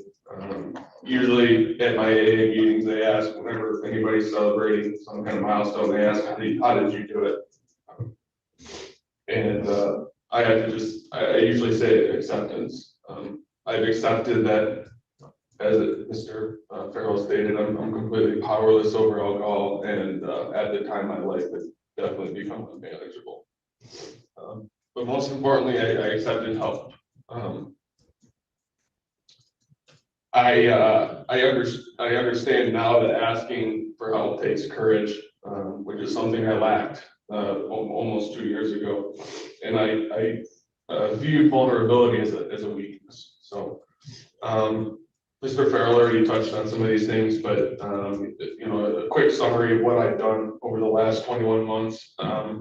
I've successfully completed almost 2,200 sober link tests 4 times a day with 100% compliance. I attend AA meetings at least 3 times a week, either through Zoom on my way home with the Washington Allegan Co.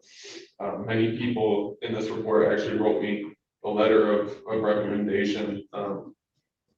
I either do that via Zoom or I go to the Defendant Allegan Club in person meetings. I've obtained a sponsor, Rick Coolidge, as Mr. Farrell has stated, his number's on here. I attend bi-weekly meetings with a professional sobriety counselor, Mr. Peter Gilly, who was absolutely saved my life.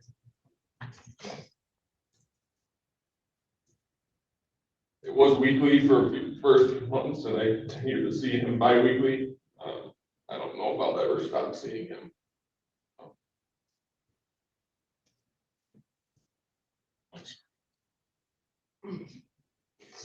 I completed an intensive 12-week recovery program called Design for Living. I've attended March Roundup meetings for Alcoholics Anonymous. And as I've stated, I've obtained several letters of you know, character reference from other alcoholics that are in the DA. So I understand the impact of my past decisions and actions. I've gone through extreme lengths to protect my sobriety and built a great support network, and I truly enjoy it. It is inspiring to be inspirational. It is motivating to be motivational. I share every single meeting, no matter what, because I know somebody else out there needs to hear my experience, strength, and hope. I have some more written down here, but I don't want to take too much time. I did prepare, Your Honor, a letter for the victim here that I'd like to get to either Mr. Rogowski or yourself. Stamped. I just need her address, or court to fill out her address, and I'll deliver it to her. But I felt it appropriate to read some of the things in here that I wrote to her, as it kind of just sums up what I'm at. So, dear Mrs. Ruth, I'm writing this letter with my deepest and most sincere apologies. The actions displayed were reckless, immature, and selfish. I struggle thinking about the fact that those actions almost led to one of God's ultimate sacrifices, and I am ashamed. The person I was that day is not who I am, nor who I choose to be moving forward. I think about you, Mrs. Ruth, and the accident every single day, and I would do anything to take it all back. I've had some time to process everything that happened, and overall I have a huge sense of guilt and remorse for causing someone else harm due to my actions. I've been wanting to write you this letter for some time, but felt it was necessary to let the physical and mental wounds heal. I would give anything to take back the damage I have caused. Since the day of the accident, I promised myself and everyone around me to work and ensure that I never put anyone else in danger again. The work I have done has helped me to understand that nothing in this world happens by mistake. I strive to be a better person today because of the events that happened that day. My sobriety date officially is 7/4/2024, the day after the accident. A month or two after the accident, I decided that I needed to start finding out who I was as a person. I knew that I was going to need something more than myself to stay sober, and that a simple promise wasn't going to be enough. I started attending Alcoholics Anonymous meetings and started to work with other alcoholics to understand the steps that they took to maintain sobriety. I wanted what they had. I came to understand that there was a solution for my disease. To achieve it, I must be open and willing to work for it. I have been honest and vulnerable and asked several alcoholics to help me along my journey. I continue to work every week with a professional sobriety counselor who has truly saved my life. Mr. Healy has taught me that there's so much more to life than I knew existed. I have asked another alcoholic to sponsor me, to help me work with me through the steps and to hold me accountable for my actions. I'm almost done. Along my journey, I came to understand that there's something else out there more important than me, something much more powerful, and I thank God every single day for saving you, the victim, and me. Without God, there's nothing. So today, sobriety is the most important thing to me, because I'm likely not a life without it.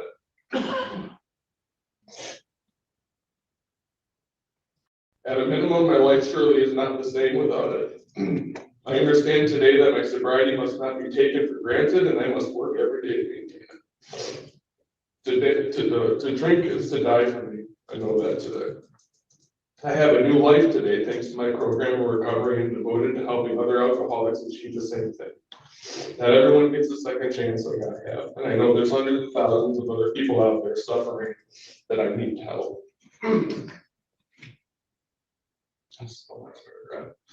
I read the notes from your victim impact statement and felt moved. I want to make the same promises to you as I did God, myself, and the loved ones around me. I promise to make sobriety my top priority.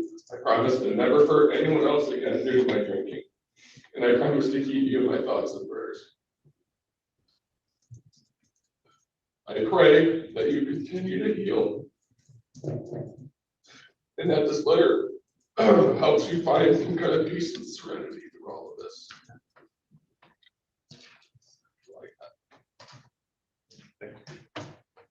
Mr. Rakowski, anything on behalf of the people? This is a victim's rights case. It is. It's been some time since I've talked to the victim, but we had chatted before. And I guess based on those, I would ask the court to consider, if it's considering probation, 5 years of probation, and then a fair and just sentence as it relates to the rules. Thank you. Mr. Gagnon has no prior felonies. There are 3 prior misdemeanors. He has a bachelor's degree, gainfully employed, and at the time of his pre-sentence, 31 years of age. His blood alcohol was, and it was whole blood versus serum. That was another one of the issues. Yes, sir. And they calculated the blood to be around a 0.15 at the low end. Yes, sir. And here we have a traffic crash, and Mr. Gagnon, Mr. Farrow brings up religion, brings up sermons and all that. And the sermon from the court is simply this: you could have killed someone that day. Thank God you did. But I can see you understand that, because as I understand it,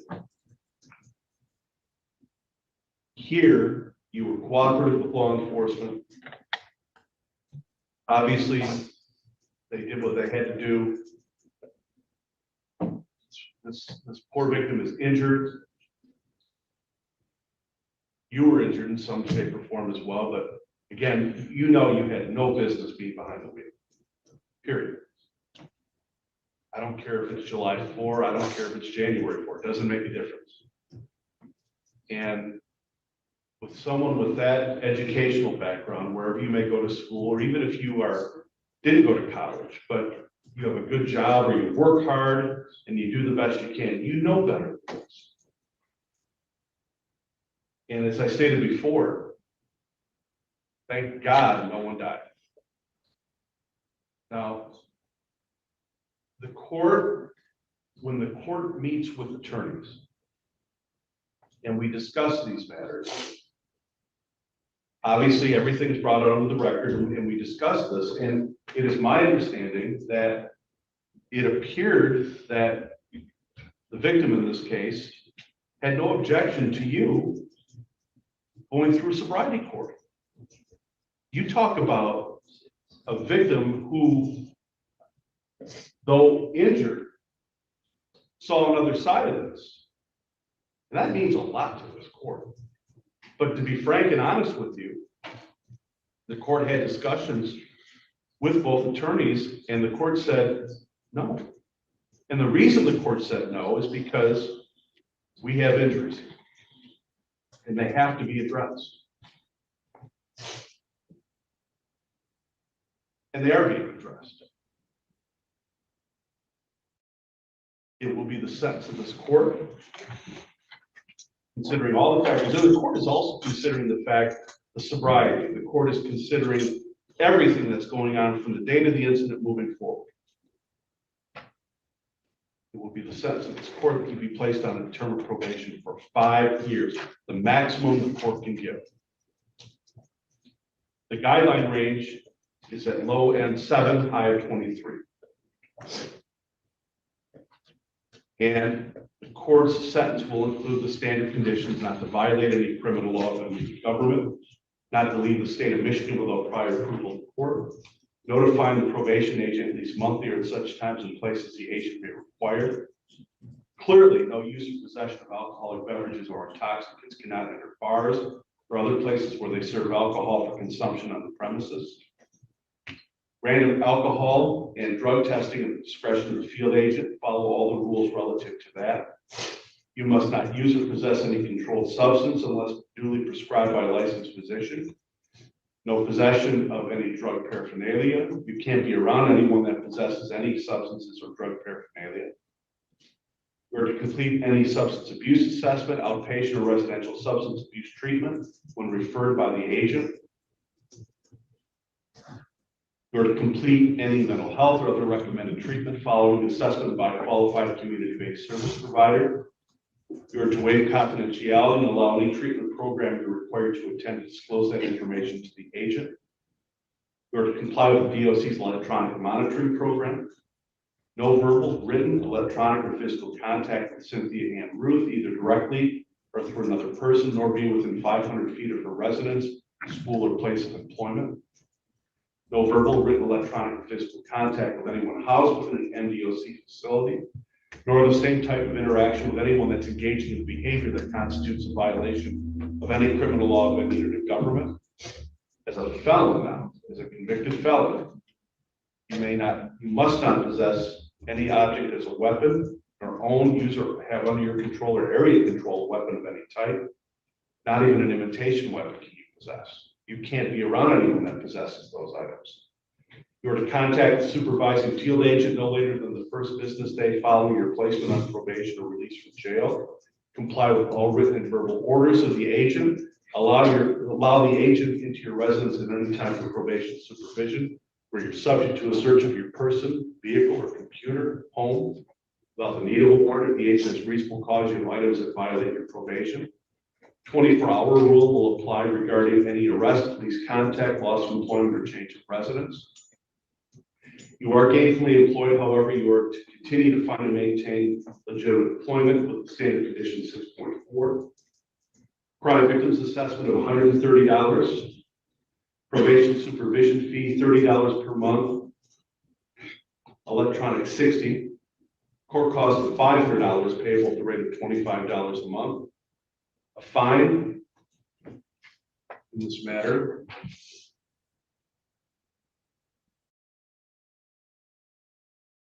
$2,500.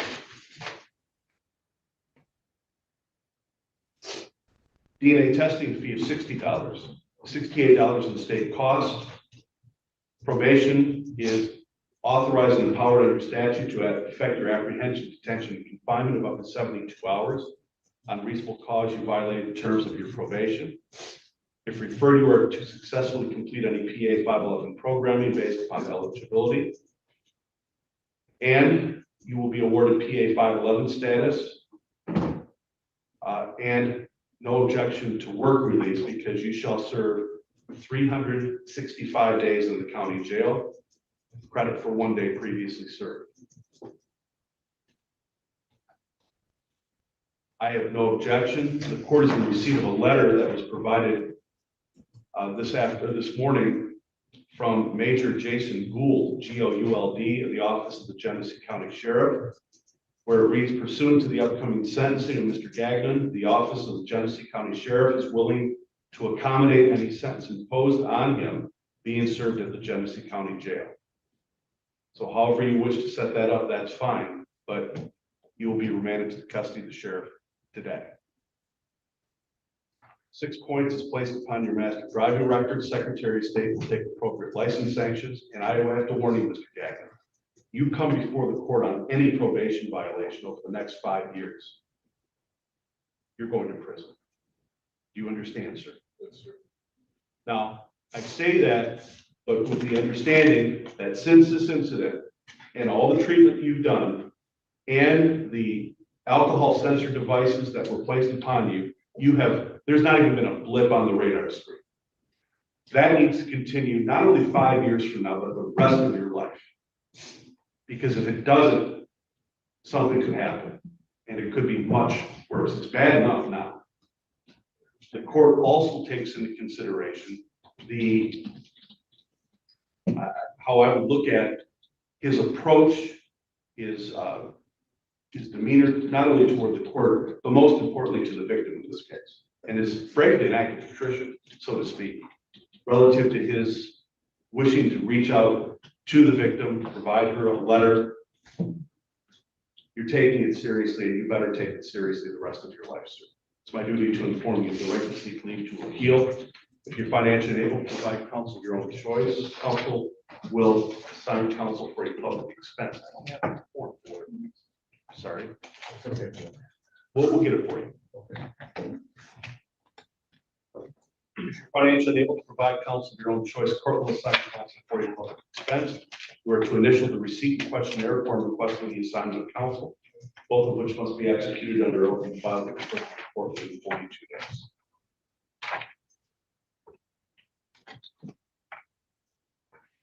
Mr. Counsel. Court had one of the conditions, no contact with the victim. He has this letter. How would you wish us to do that?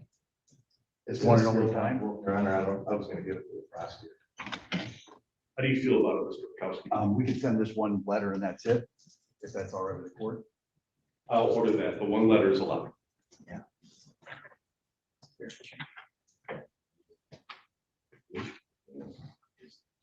Remanded to custody of the sheriff. And actually, Mr. Farrell, I'm going to give you this letter back. Lieutenant is in the back of the courtroom. Okay. Lieutenant Newman is not only a lieutenant, he's the jail administrator, so he'll be needing that document. No problem, Your Honor. Thank you very much. Judge, in order. Oh, I'm sorry. Thank you. Just one question. In order to effectuate his being able to go to the jail, besides that letter, he also needs a judgment, I think, that they will need for. That'll be prepared today. Okay.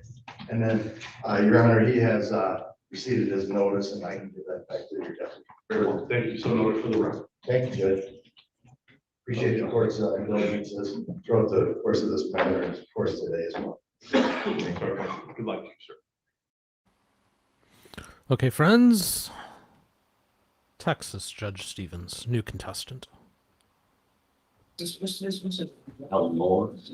This then is add-on. Is that your? Yes, sir. That's me. Where it was. Do this play first. Alan? Yes, ma'am. Yes, sir. Moore. Sir. Pick up your bike somewhere. Yep. Is it black? Pick it up one more time. And it's a lot right there. Okay, well, thank you, sir.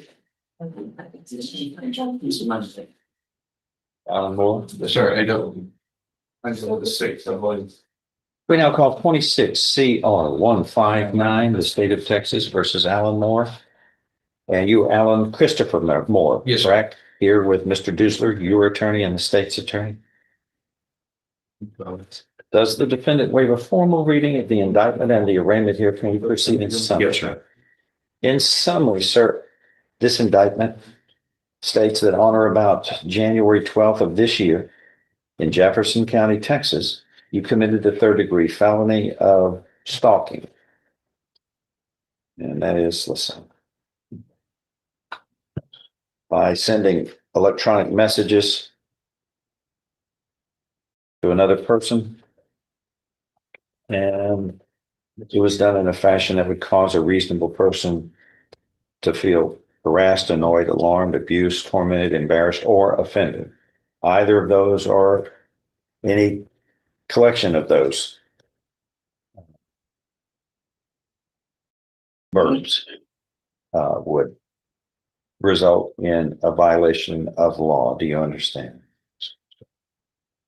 Okay. You understand what you're charged with fully here?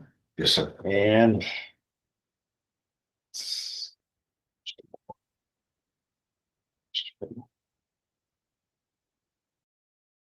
this is, if convicted, a third-degree felony, which means you face a term of not more than 10 years or less than 2 years in prison. In addition, a fine may be assessed not to exceed $10,000. Do you understand the punishment range that's applicable for any such case as this? Yes, sir.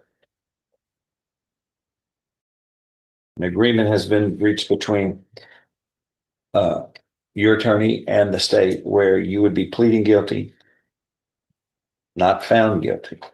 So long as you follow terms and conditions of probation, you would be placed on deferred or unadjudicated probation, which would be up to 10 years in length, fined $500.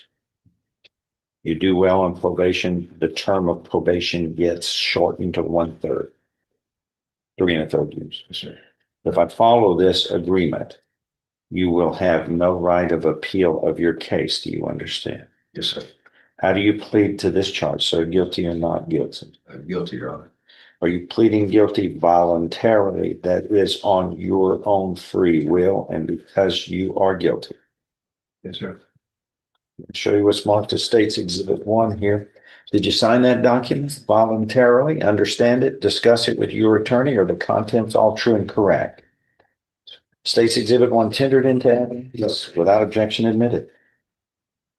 Among other things, this states that you are mentally competent to enter your guilty plea. It's freely and voluntarily made. You know what you've been charged with. The indictment's been read to you. You've read it. You are guilty of the crime charged in any lesser included offenses. You are giving up your rights to a jury trial, rights to the appearance, confrontation, cross-examination of witnesses, and totally satisfied with the representation provided by your lawyer. All of this is true. It states, so help you God at the bottom. State's Exhibit 1 is made a part of the record for all purposes. Is it pre-sentence report, Wayne? Yes, sir, it is. How long have you been in jail now? Yes, sir, about, I want to say about 70 days possible. How's that working out? Because the Lord's blessed me with another day, so it's, I wouldn't want to be in there. yeah, it's not easy, Your Honor. There's a way to avoid that, you know. Fix it. Fix this mess. There. Move on. Have you ever been convicted of anything before in your life? Well, I completed in 2018, 10 years in deferred adjudication for, In this county? yes, a long time ago, yes, sir. In this court? It was drug impact court, Judge Gist, and I completed it all in 2018. Since then, I have not been in trouble. No, sir. Yeah.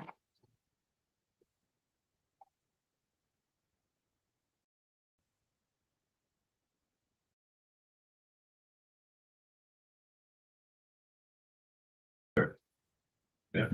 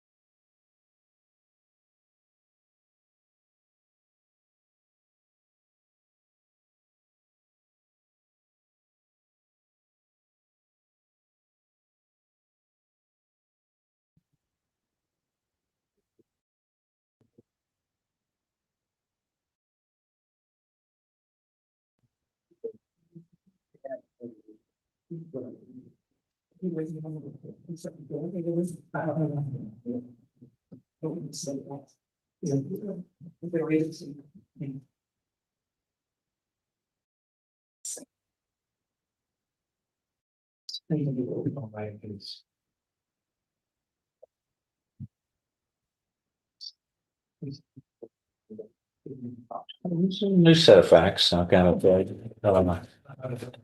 been doing this for, I've turned for over 40 years. Never seen such a poorly set of facts.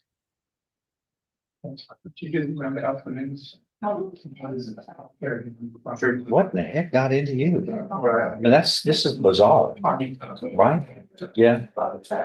You think sending a picture of your penis to someone is going to woo them into affection with you and go out with you? Is that the way you deal with women? My God. I made a You're mistake. supposed to, I made a mistake, Ron. all right, well, fix this. This is a clear mistake here. Yes. Think that is the way you woo a lady? No. Gotta show some respect to number one and to the ladies, and that's not it. Far from it. Shame on you for that. Anyway. You go on this one. This is just, don't ever do such a thing like this.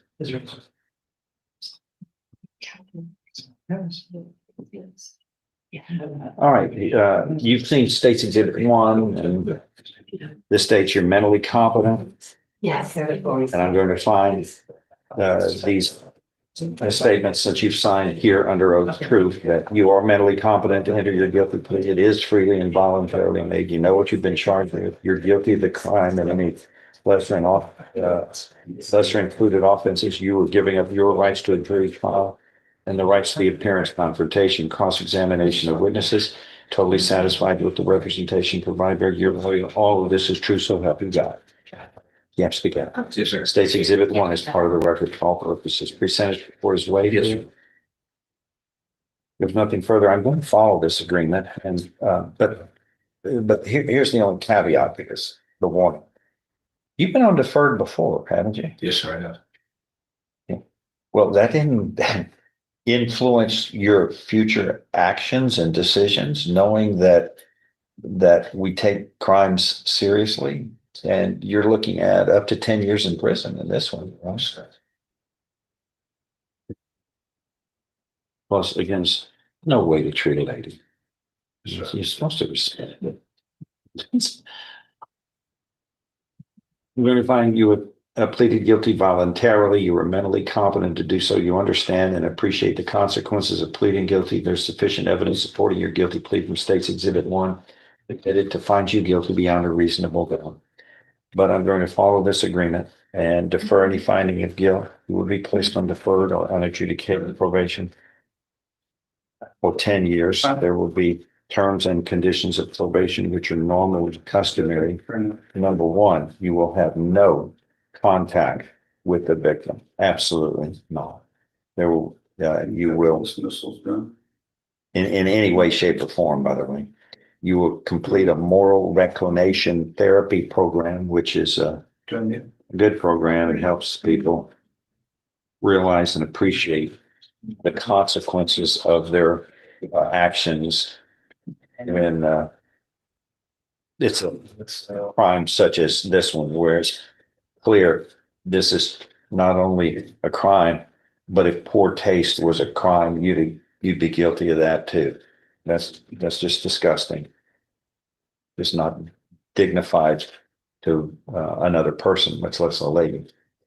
If you fail on this, your probation could be revoked. You could be then found guilty of stalking and sentenced up to 10 years in prison. How are you going to do? I want to complete it. I want to complete it all, Your Honor. I guess you learned something here, huh? There's no way a gentleman should act. That is all. Thank you.